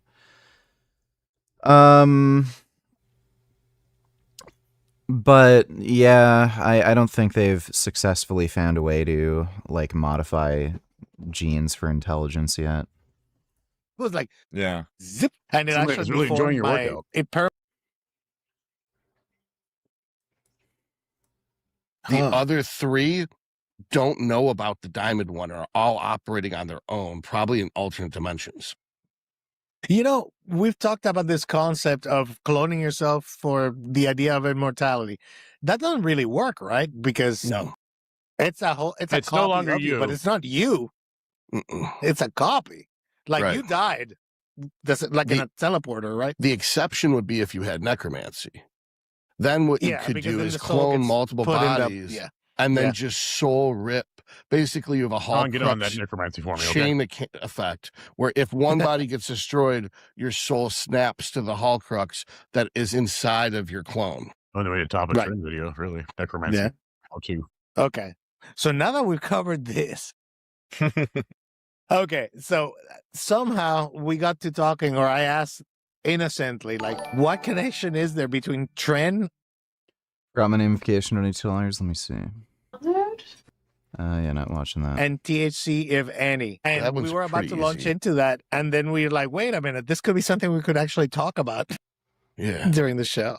I think So- this makes perfect sense. Like, let's say you don't have an appetite, then THC would help with that. From if the trend kills your appetite, if you're getting angry, the THC could help with that. You're not sleeping, the THC can help with See, that. well, shit. It's like what you were saying about the two character things. Like two things that complement each other, you know, that they're separate, but if you bring them together, they actually complement each other. Right. So, like, But Interesting. both suppress your HPG axis. Just so HPG. you know, if they're worried about that. What HPG? Yeah, what? Is that progesterone? Your hypothalamus pituitary gonadal axis. HPGT. Yeah. Who gives a shit? If they're on trend, they're already on test. Yeah, I was gonna say, right. Doesn't make a difference. Yeah, just something to keep in mind. I don't think the prolactin thing is really a issue that people make it out to be. I haven't What, from actually seen good THC? evidence that it raises prolactin. So I've heard that, but I've never seen anybody actually I end up complain taking about like that. 25 P5P a night, so there's no way for me to ever track So it. I've looked at all the research and I can't find anything that really is definitive. If anything, it seems like it lowers it a little bit. The only thing I can give you is it does give me anorgasmia if I have a very high dose. And that's the only prolactin related side I can tell you about. But is that from prolactin? I believe so. I mean, 21st Century Tiller is the best video thumbnail I've ever seen in my life. That's nice. Thanks for that donation, dude. Could be anything that's causing it, right? Prolactin controls whether you have an erection, not orgasm. That comes from switching from parasympathetic to sympathetic. Huh. Learn something new every day. Yeah, point and shoot. Parasympathetic, you get the boner. Sympathetic, you fire your load. Okay. Something wrong with my sympathetic system, man. Okay. Yeah. Well, it's switching I don't between think prolactin really does that much for gyno. I think it's kind of a made up thing. Yeah. I've only seen Isn't one that case the- of prolactinemia, and that was a guy who had it without using gear. Like ever. So just a medical condition. It was just a No, he medical just condition. had a genetic thing where his nipples just let out milk. He was a milk-letting dude. And it's like, and it's That's just like a I superpower. I never had, only if you're, what do you call it, can manipulate Homelander. But nonetheless, I've never seen a situation where someone was taking testosterone or any other trend and they got like prolactin to the point where they're actually lactating. Yeah, well, because the and prolactin doesn't really control ductal growth the way that people think it does. Like No, it's it's just the release. progesterone signaling. It's the progesterone. The way she looks at you, saying I want a divorce. And the defeated look in your posture and face. It's just amazing. I know that's not what she was actually saying during that stream that picture is clipped from, but I could believe it was. It's so good. Well, that's nice. Thanks for the donation, 21st. Did you take a week's dose of gear before going to Australia? Oh, you mean like all in one shot? No, that's fucking stupid. You're just asking to get really, really horrible side effects. Signaling that does, it's not the prolactin. So people will go take these dopamine agonists and fuck themselves up beyond belief because they're on trend too, and they'll go like gamble and do all kinds of ridiculous things, or more dubious things potentially, and mix It's those just two things together. It's all bad. It's Darwinism. The D-ball crowd, the Gabby, whatever it's called, the Prammy crowd, like all those people. It's just Darwinism. Yeah, Yeah. I think so. By the way, it's funny now that I've learned a little bit from you guys and observed more, I can actually theorize when I see people at the gym, like what gear they're running just from how they look. Yeah, don't get And into that trap. There's too much. Do Pat's yellow teeth bother you? Would you like... Shut up. Thanks for the donation. Genetic variability to ever predict that. Fair, that's fair. But I will say this though. People who enjoy D-ball are fairly easy to spot. Right, because I they're will say that. retarded. Yeah. They got like a mullet and like Confederate flag t-shirt and shit. The only time you should take D-ball is if you're having like a depressive episode. A depressive episode, right? Or I don't. Earlier said that a single dose a week was unrealistic, not optimal. Can you expand on your knowledge of esters for me? Explain, like I'm a retard.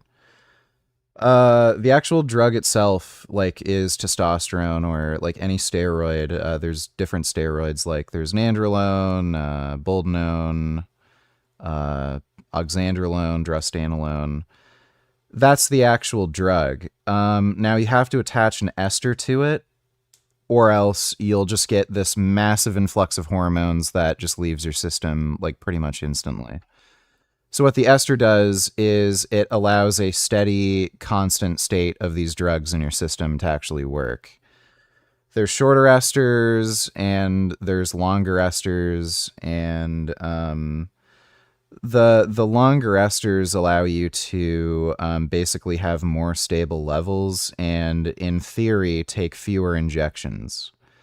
So rather than having to inject, say, like every few hours or once a day, it could be like every several days or once a week. The problem with that is, even with the very long esters like testosterone, undecanoate, it's going to peak and come down. So, like, again, injecting it once a week, or like, again, that drug in particular, it's kind of designed for once a month injection or every 12 days or whatever. It's stupid. You're going to have a big influx of the hormone, and then it's going to drop down, and you're going to have this big hormonal fluctuation. So ideally, you would just take a normal long-acting ester like testosterone and enanthate or cypionate and just inject it every day or every other day, just to have very stable levels. So that's basically it. The less frequent injections just end up causing more side effects like acne, mood swings, gynecomastia, stuff like that. I don't think you should ever just give the public permission to do debone. It's like the worst thing ever. No, because people don't hear what you said; they hear what they want to hear, and then they blame you for it when they hurt themselves. That's true. Yeah, Anadrol when they exists, pick guys. something wrong. Yeah, Call it Manadrol so people stop using D-ball. Call it Manadrol. That's perfect. Well, I mean, it's called Manadrol. D-ball to cut your balls off. So you want to D-ball yourself? You want to be a Manadrol? Doucheball. Call it Doucheball. I like and that. Manadrol. Yeah. Doucheball D-ball and Manadrol. Which one you want? All right. Doucheball and Manadrol. Yeah, they make testosterone suspension. It would increase your sex drive, and it is like a lot of people do like it for pre-workout, but it can cause crazy post-injection pain. So I wouldn't recommend it. It does make you feel awesome, though. Does I've it? never taken it. I've never been in. Like I said, orals with me, Anadrol antibiotics. That's it. I literally Dude, I love taken it estrogen. one time, and I took it one time just to see what it would even feel like, and it was pointless. Pointless. I didn't No, get it makes any you look aggression. horrible, and it makes you I feel didn't get horrible any too. aggression. I mean, I like didn't get any extra It's for oomph, powerlifting, nothing. right? And it's even then, it's not that good. No, I don't even think powerlifters really use it. Yeah. No one uses it unless they have a low IQ at this point. And I mean, nobody. Yeah, or they're stuck in the 70s, I guess, right? Isn't that a thing back then? Well, like I D-ball mean, being was the thing. unwilling to learn is not a high IQ quality. Nope, If definitely you want to not. be a water buffalo, you can just take some mint, and that'll probably be better. To take what? Mint? Yeah. What is mint? Is one of those that I've never understood. It seems very exotic. It doesn't and do rare. what people think it's going to do. Yeah. So It's, it doesn't matter. It's definitely a problematic compound. Compound. I will say that. Yeah. Yeah, I mean, it's just, I had a client who wanted to run it, and 70 milligrams, which doesn't sound like a lot, but it's very strong. The birth control data on 50 it, mics, right? yeah, the 500 micrograms per week. Well, so it's really, really strong. Yeah, it's like really, really strong. Yeah. I was using 50 a day. It didn't do anything. 50 milligrams a day did nothing. You didn't notice anything good, bad, or indifferent? Nothing. I at was all? wet. Like I was saying before, that my estradiol was like a low number. My total estrogen was high. So it was like I could see it in the gap where it should have been. It was like 50 points worth of ment estrogen, the 7-alpha methyl keto estradiol that's produced from ment. I didn't see any results from it at all, but it was an acetate, so it would never build up in your system. So after 9 months, it never went anywhere. Now, if I was using an enanthate or decanoate like other people, maybe I would have seen results. So if I ever use it again, I'll use the long ester. But that's how I knew for certain, beyond a shadow of a doubt, that I will never experiment with short esters ever. It's just because they're completely worthless in every way, unless you're looking for the side effects. But you're never going to get an anabolic dose out of the short ester. Yeah. Gotcha. Yeah, I absolutely agree. Yeah, it's hard to manage because I had a client on 12.5 milligrams of Romacin per day, and It sounds like didn't Trin with a control the bunch of, estradiol that well. no, it's Trin with a So- bunch of estrogen problems. It doesn't seem Or is like it it not even- has. Yeah, I mean it's potency wise. Yeah, sure. I think so. Thoughts on Mark Ripito? A lot of his ideas are stupid, but he's based on TRT. Like some of his training advice is good. Very Not really I much guess else on to say. paper very anabolic. It was not anabolic at all. But it Like, wasn't. If I Okay. took Tren acetate at 50 milligrams a day, I would have gotten way better results than Ment acetate sure. at 50 milligrams a day. There's no studies better. on how anabolic it is, but it has a super high binding affinity. Would you rather be fucked bareback by Magic Johnson and given HIV/AIDS which you have to live with for the rest of your life? Or marry and live with Greta Thunberg? Don't cop out. You have to answer it. I guess marry Greta Thunberg. Like, I mean, she's stupid now, but you could just, smack her up, make her not be stupid. Thanks for that donation, 21st. Affinity. So like 1.6 times DHT or something, I think. Something That's crazy. horse shit. There's no way. I don't No, think it's- any I of think this it's- is real.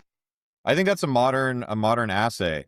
But I don't necessarily know if it's anabolic, right? That I mean, just because it binds right. to the receptor doesn't mean that it's, throwing. Right. I sound like one of the idiots in my comment section and say that I did it. I've used 50 Tren. I've used 30 Tren. I've used 100 Tren. I've used 120. I've used Tren for the last 18 years every year. I used Ment for 9 months straight. I switched from 50 Ment to 20 Tren. And I shape changed overnight. Really? It was incredible the difference between 50 Ment and 20 Tren. That's how much more powerful Tren is. Ace than to Ment. ace? No, Ace it to went ace there? it was ace to an athlete, but it was So within. there you go. But There it you was go, within Todd. 3 days. It was within 3 days. Yeah. That you could see it. Okay. That it was ridiculous changes moves instantly fast. with strength, mood. It improved my sleep. It improved my mood. The Ment was just garbage. It was the dirtiest, worst I'd ever lived. It also crosses the blood-brain barrier. I think it's concentration, and I was reading one study. It's like testosterone. I think is like 1 or 3 to 1 or something, or like 1. Like it's the ratio is somewhere around there. I think from brain to body, but Ment was like 1 to 1 because it's so lipophilic and it's weakly SHBG bound. So then what happens is it seems like it crosses the blood-brain barrier, and every single person that's ran it has gotten a pretty elevated heart rate on it. So I think it's doing some non-genomic behavior up in the brain on AR that you don't necessarily want it to be doing. Big concern for me, obviously. And I keep my guys dry. Like I'll use chlorothalidone if I need to, if I can't control estrogen, on Ment. Because like I'm not advising these guys to run Ment. They want to run Ment. You know what I mean? It's like, okay, we'll try it, but I'll try and keep you safe. But keeping these guys dry and controlling for the wetness, I'm still seeing heart rate climb way the hell up. So it's it's doing something weird for sure. I never noticed. Unknown non-genomic heart effects. Yay! Yeah, that doesn't sound good. It doesn't sound good at all. Did you know? And I wonder. Were you wearing a heart rate monitor at the time, Todd, when you were on it? Not really. I don't really pay attention to that shit. I'm like, if I notice something, I notice it. But if I was running a Rocky IV lab team behind me 100% of the time. Yeah, Tren's great. Yeah, I've actually gotten a fondness for Tren. Never would have figured.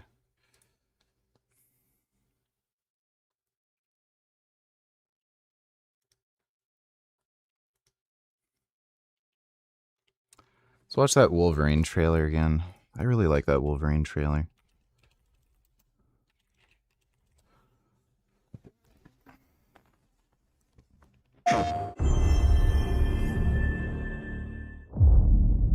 Logan! It's me! Wait!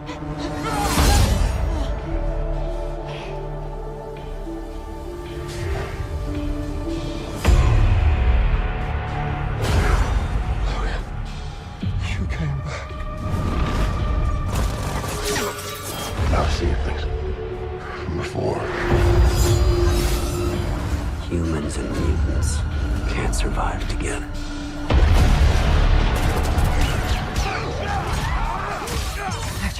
safe for so long. Fucking trash. Inside, now! I thought you were back.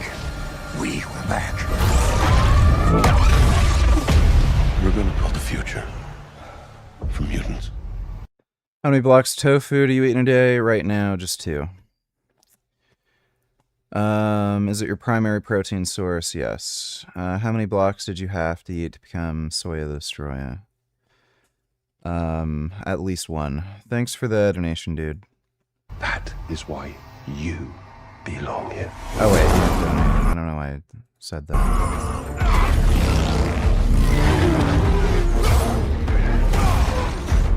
Tear the beast. The hunt is ready. Most people I see clearly. But you.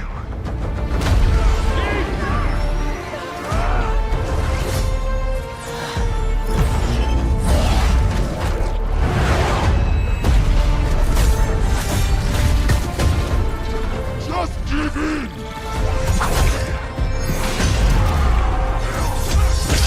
Remember who you are!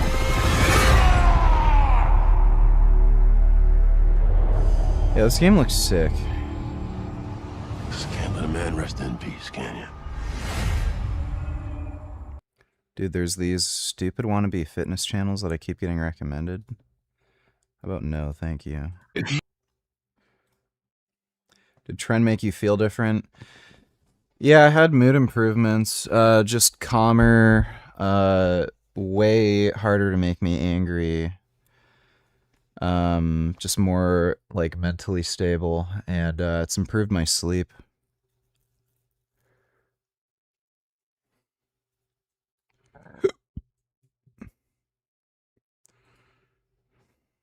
I remember that it's in person, and then that's in the vault. It's settled. Yeah, I'm like, I'm never saying that to anybody, even Yeah. under penalty of death. But like, this was sent in a video, so I assume that he's comfortable with people knowing this. It Yeah. was like $100,000 worth of massages and appointments and tanning and the steroids and all that and the supplements. It was all $100,000. So the cost of bodybuilding when you do your taxes, that he was able to write off about $100,000 worth of stuff, not including the stuff, the actual legal stuff, of course. Yeah. That's one of the perks of working in this industry is that you get to write off a lot of shit. Because I'm like, just my supplement stack is like $600-700 a month, man. Not counting peptides, not counting drugs, not counting anything. And it's just like, goddamn. And I'm not even buying all the fancy brands, fucking Metagenics and whatnot. Like, I'm going off of like whatever, it's reliable. I got a couple of things tested. I was surprised to find that like bulk supplements, their magnesium contained almost no magnesium whatsoever. It was wild. I definitely should have like created a lawsuit or some shit because it was bunk as shit. But talking about bunk, I haven't heard you talk about the rate this one yet, so I want to know.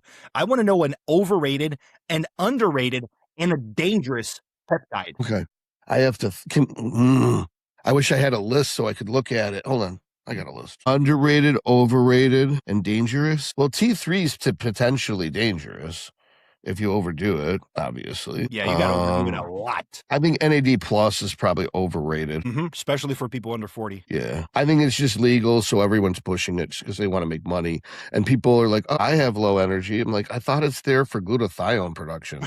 It's like, like, I thought you're supposed to take this because you can't afford glutathione or some shit. Like, and what was the last option? What's the best one? No, overrated, underrated, and then dangerous. Underrated, GH. And then dangerous, I guess T3 is dangerous.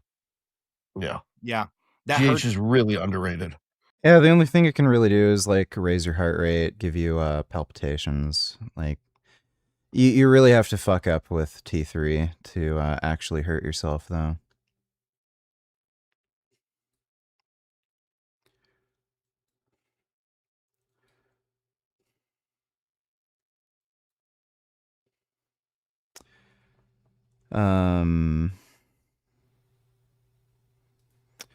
Maybe I'll watch this video later. Some of it's interesting, but just not stuff I want to react on stream. I'm just gonna go take a piss real quick. I'll be right back. I think we'll play a little bit of Battletoads.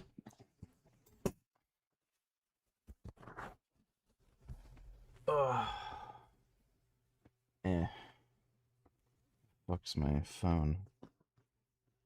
Here we go. All right, I'll be right back.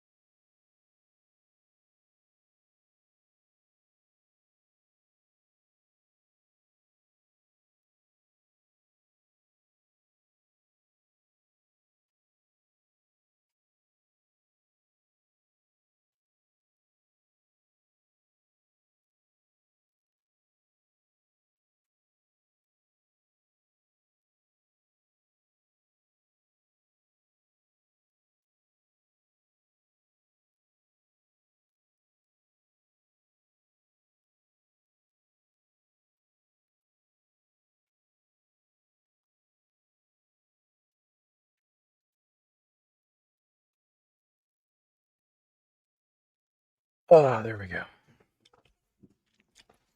No, I've never taken T3.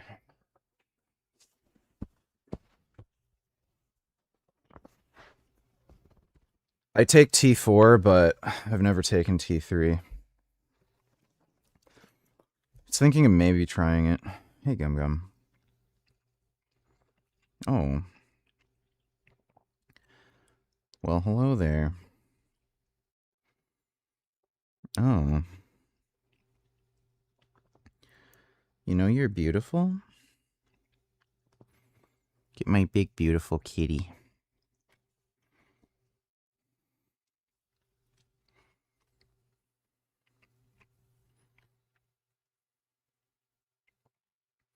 She's making biscuits. That's what cats do. Yeah, they make biscuits.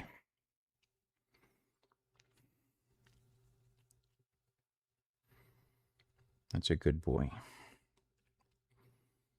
Yeah, that's a good boy. Oh. He's so good. He's just so good. Do you see how good he is? Yeah, he has a really long tail. He has proportions that are more similar to like a large ass, like fucking, jaguar or something. He also has a really big cat head.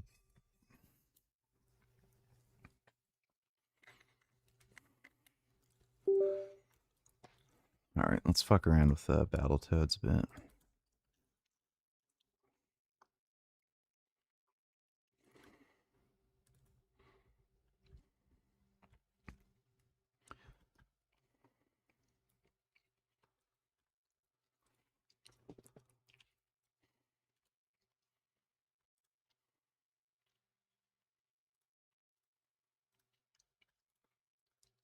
Ah, don't. Don't bite my controller. The hell are you doing?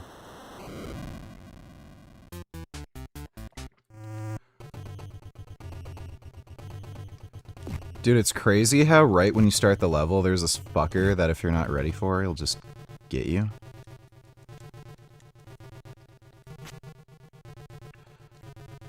I like genuinely hate this last level.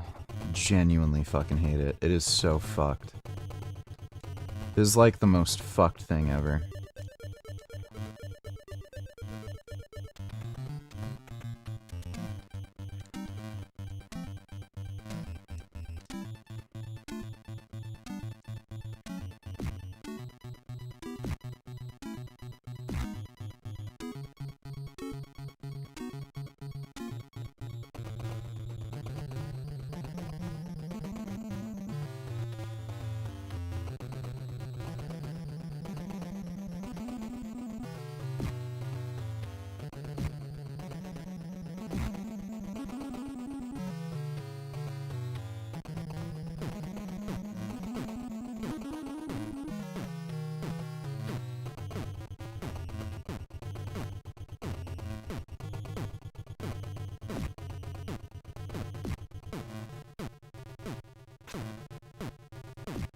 Oh my god.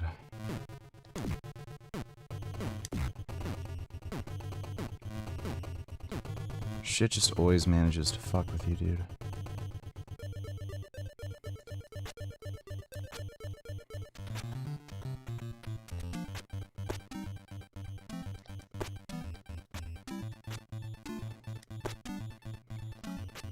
There we go.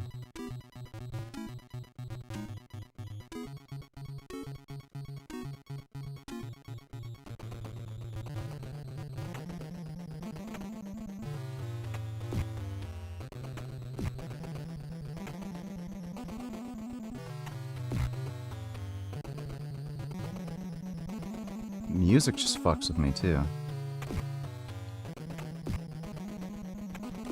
It's like unnerving.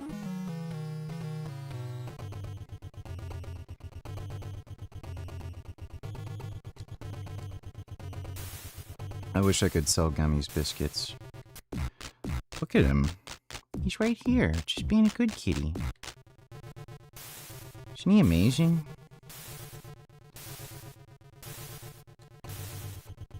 Fucking asshole. Oh, so that's the... Yeah, that was fucking me up before.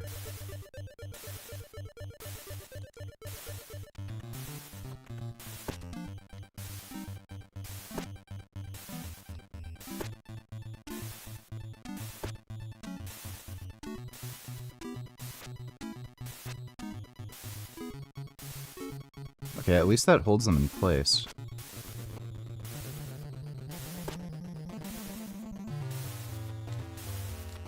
Okay, I think I might have figured out a little trick there.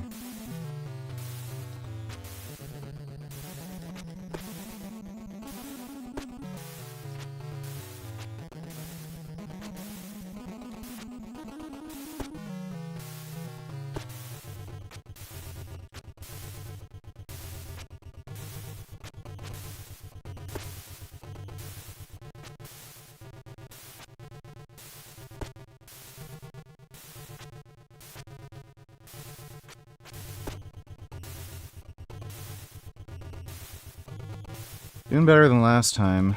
Oh, jeez.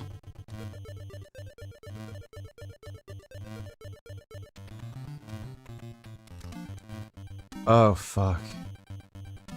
Dude, this is diabolical.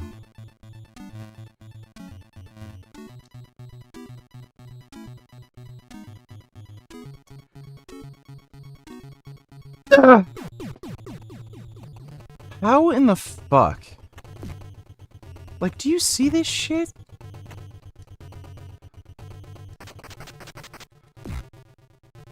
It's just sick.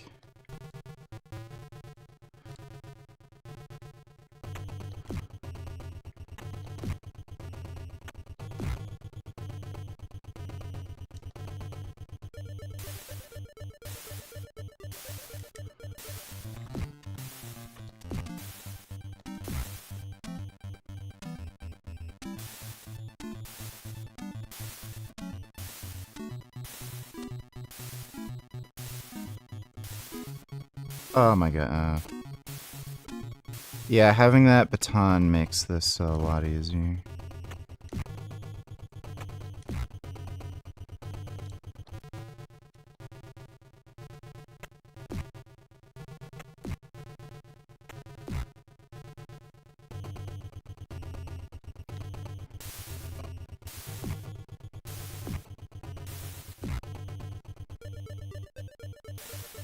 Oh, like it cheats.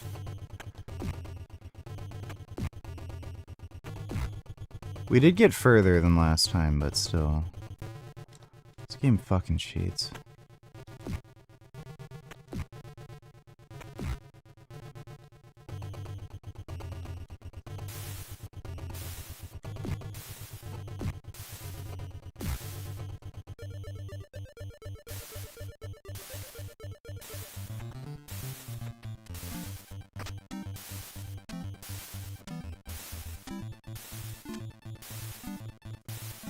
Damn it. Oh my god.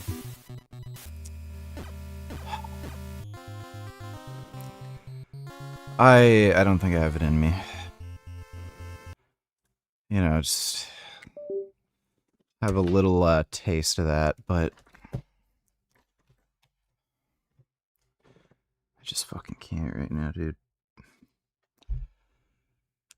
That game really sucks the soul out of you, especially that last level. Holy shit.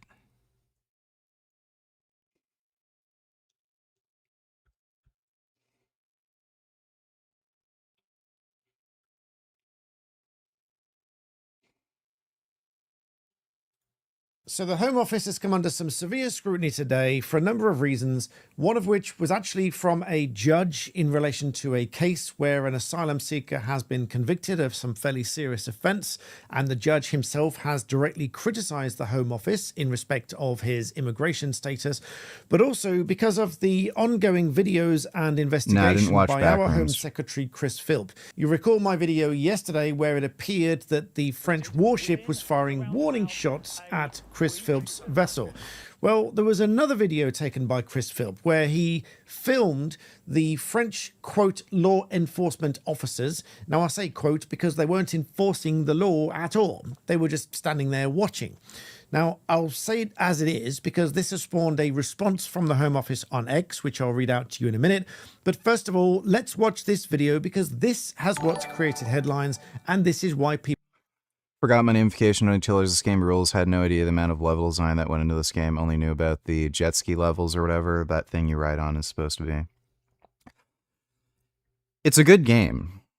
It is just bone-crushingly fucking difficult. It would shock you how difficult that game is if you played it. It's worth playing. I'd recommend it, but like it is shockingly difficult. Thanks for the donation, though. Forgot my notification. And again, it feels very modern for an NES game made in the 80s. People are quite upset. Bearing in mind we send hundreds of millions of pounds to France to prevent this from happening, watch what happened. So the migrants are attempting to push the boat off. The French gendarmerie are standing there doing literally nothing while the migrants push the boat off in knee-deep water. Because the French say it's unsafe to intervene because people might drown. It is literally knee-deep, and in my view, that is completely... Oh, and if you do enjoy these updates from me on this channel, please do subscribe to the channel. I know I always ask, that's the only thing that works, so please do that, and I'm very grateful. So I agree with the comments of Chris Philp here. This water is knee-deep. There is no risk of drowning if they were to go and, say, slash the boat for law enforcement purposes, and if these gendarmerie were to prevent this boat from departing by doing such a thing. In my view, I agree with Chris Philp. There is no risk to life here. They are in knee-deep water. They can literally stand in the water, and that would be perfectly fine. But there is absolutely no denying the fact that the gendarmerie are just standing there doing nothing, even though the UK is sending France hundreds of millions of pounds for this very purpose, so that they can prevent these boats from departing.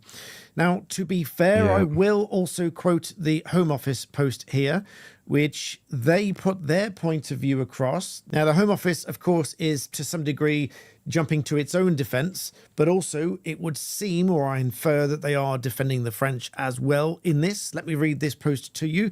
So the Home Office post says as follows, and I will insert my own thoughts as we go along because I'm entirely entitled to do that as it is political commentary. They say, we are aware of posts circulating online that claim French law enforcement are failing to prevent small boat channel crossings. Pausing for thought there. It is not just a claim. We can see it with our own eyes. To be ruthlessly blunt about this, we are not blind. We can see this video. We can see the French gendarmerie standing there. It is our own Shadow Home Secretary standing there filming it. He saw it with his own eyes and he filmed it for us just in case there was any doubt. So this horde of men were boarding this super dinghy just before making their way across the channel to the UK. And the French gendarmerie were filmed standing there. In fact, I think one of them looked like they were actually filming it themselves. So the first line of the Home Office statement here, where they say that there's a claim that French enforcement are failing to prevent the small boat crossings, it would appear to me from the evidence that I can see here that that is entirely true. They are literally standing there and we can see it with our own eyes. Let's read on. They say UK-French cooperation has already stopped over 46,000 attempted crossings since the election. Now that may be true, but I don't have any evidence for or against that statement, save for the video that we've just watched, where it is quite clear that they could intervene and they are just flat out refusing to do so. The Home Office says in May alone, 65% of all small boat crossings were stopped despite soaring temperatures, which have historically led to increased crossings. Question, why is it only 65 if they know where they are and they know how many there are and all this sort of stuff? You know, why are they not stopping them is the question. They say, but we know there is more to do. That is why the Home Secretary has signed a landmark new payment by results deal with France to boost enforcement action on beaches and put people smugglers behind bars. Oh, so they actually have to do something now. Oh my god, this whole migrant thing is just a fucking joke, dude. All they have to do is just ban them. All they have to do. Send them all back, don't let them come in.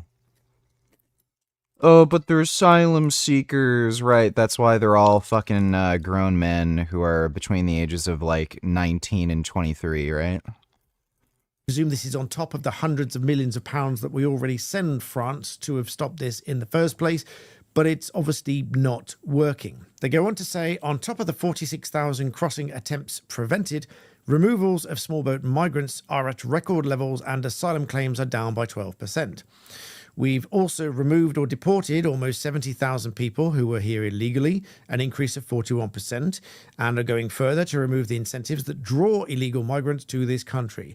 Now, there's a lot of different policies bandied about, which may or may not work. But what we can see is that there are still small boats arriving in the UK with hundreds or thousands of men on them. Now, one of the reasons that this whole topic has made it back into the headlines once again, making people feel terrified, is that one such asylum seeker, Duc Deng, who's had his asylum application refused 3 times, has just today been jailed for 2 years because he turned up at a school carrying a hammer, a hatchet, a 7-inch kitchen knife, and a jerry can with half a litre of petrol in it. It was a member of the public who first raised the alarm after he was observed behaving oddly in the street nearby, en route to this secondary school, holding a petrol can with a hammer tied to his belt. Apparently, he was mumbling as he walked a full circuit around the school, which was closed to pupils for the summer, and as he scanned the building and approached... Let me guess, they're not going to send him back to fucking Africa where he came from. It before builders working on the site became concerned, they called the police. The barrister defending him in court made some interesting arguments. Now, first of all, I will caveat, I will hear no criticism levied at the barrister defending him because everybody is entitled to a defence, and I will not hear criticism of the barrister for making those arguments because that is our job. The justice system is only fair if a case is prosecuted and defended equally, fearlessly, and fairly. Otherwise, we have a corrupt system.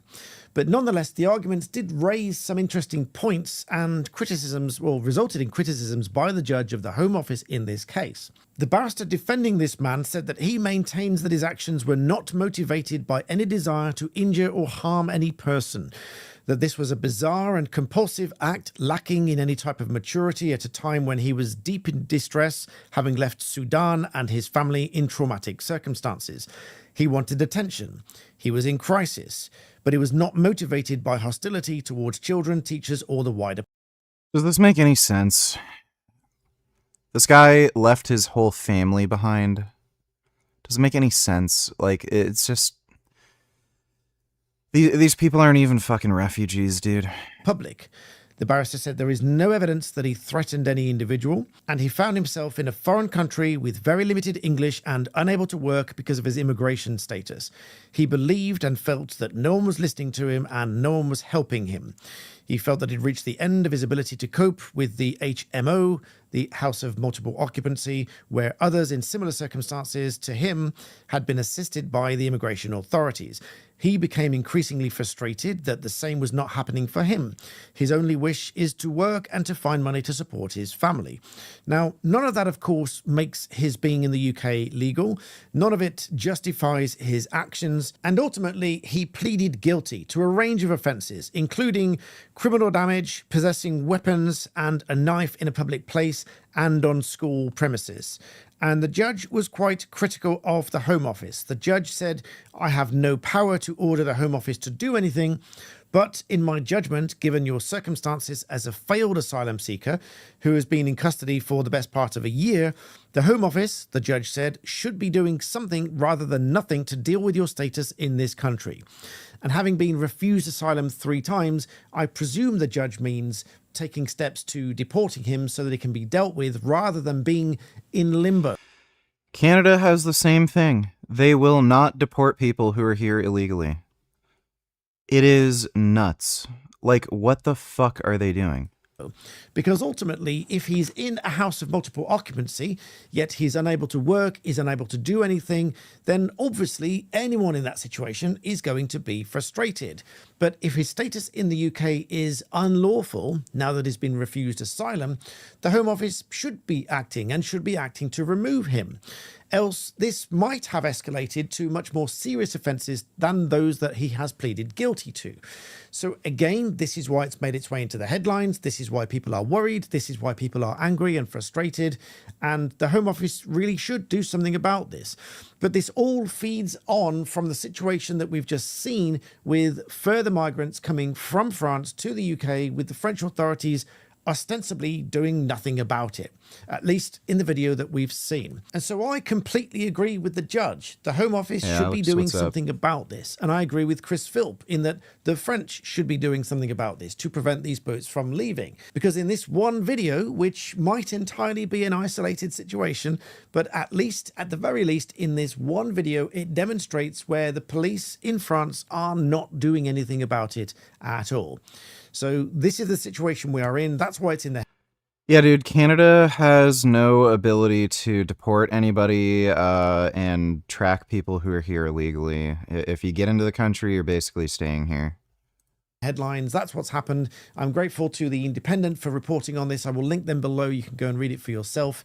Always read it in full context. Never take my videos as the entire word for it. I'm sure you don't by now, but I hope you found that insightful. Please do. Okay.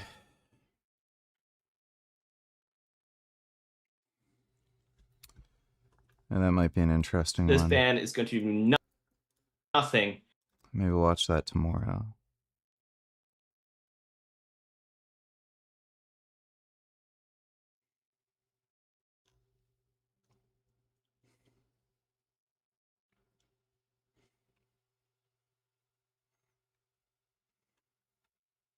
Oh, 8 months. That's stupid. That's that dumb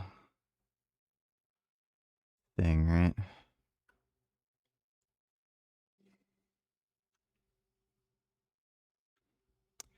What's that drug that Brian Johnson was taking? I think that's what it's about. All right. It is late. I'm tired. I am gonna go to bed now. But, big thanks to everybody who donated on Streamlabs. Really appreciate it.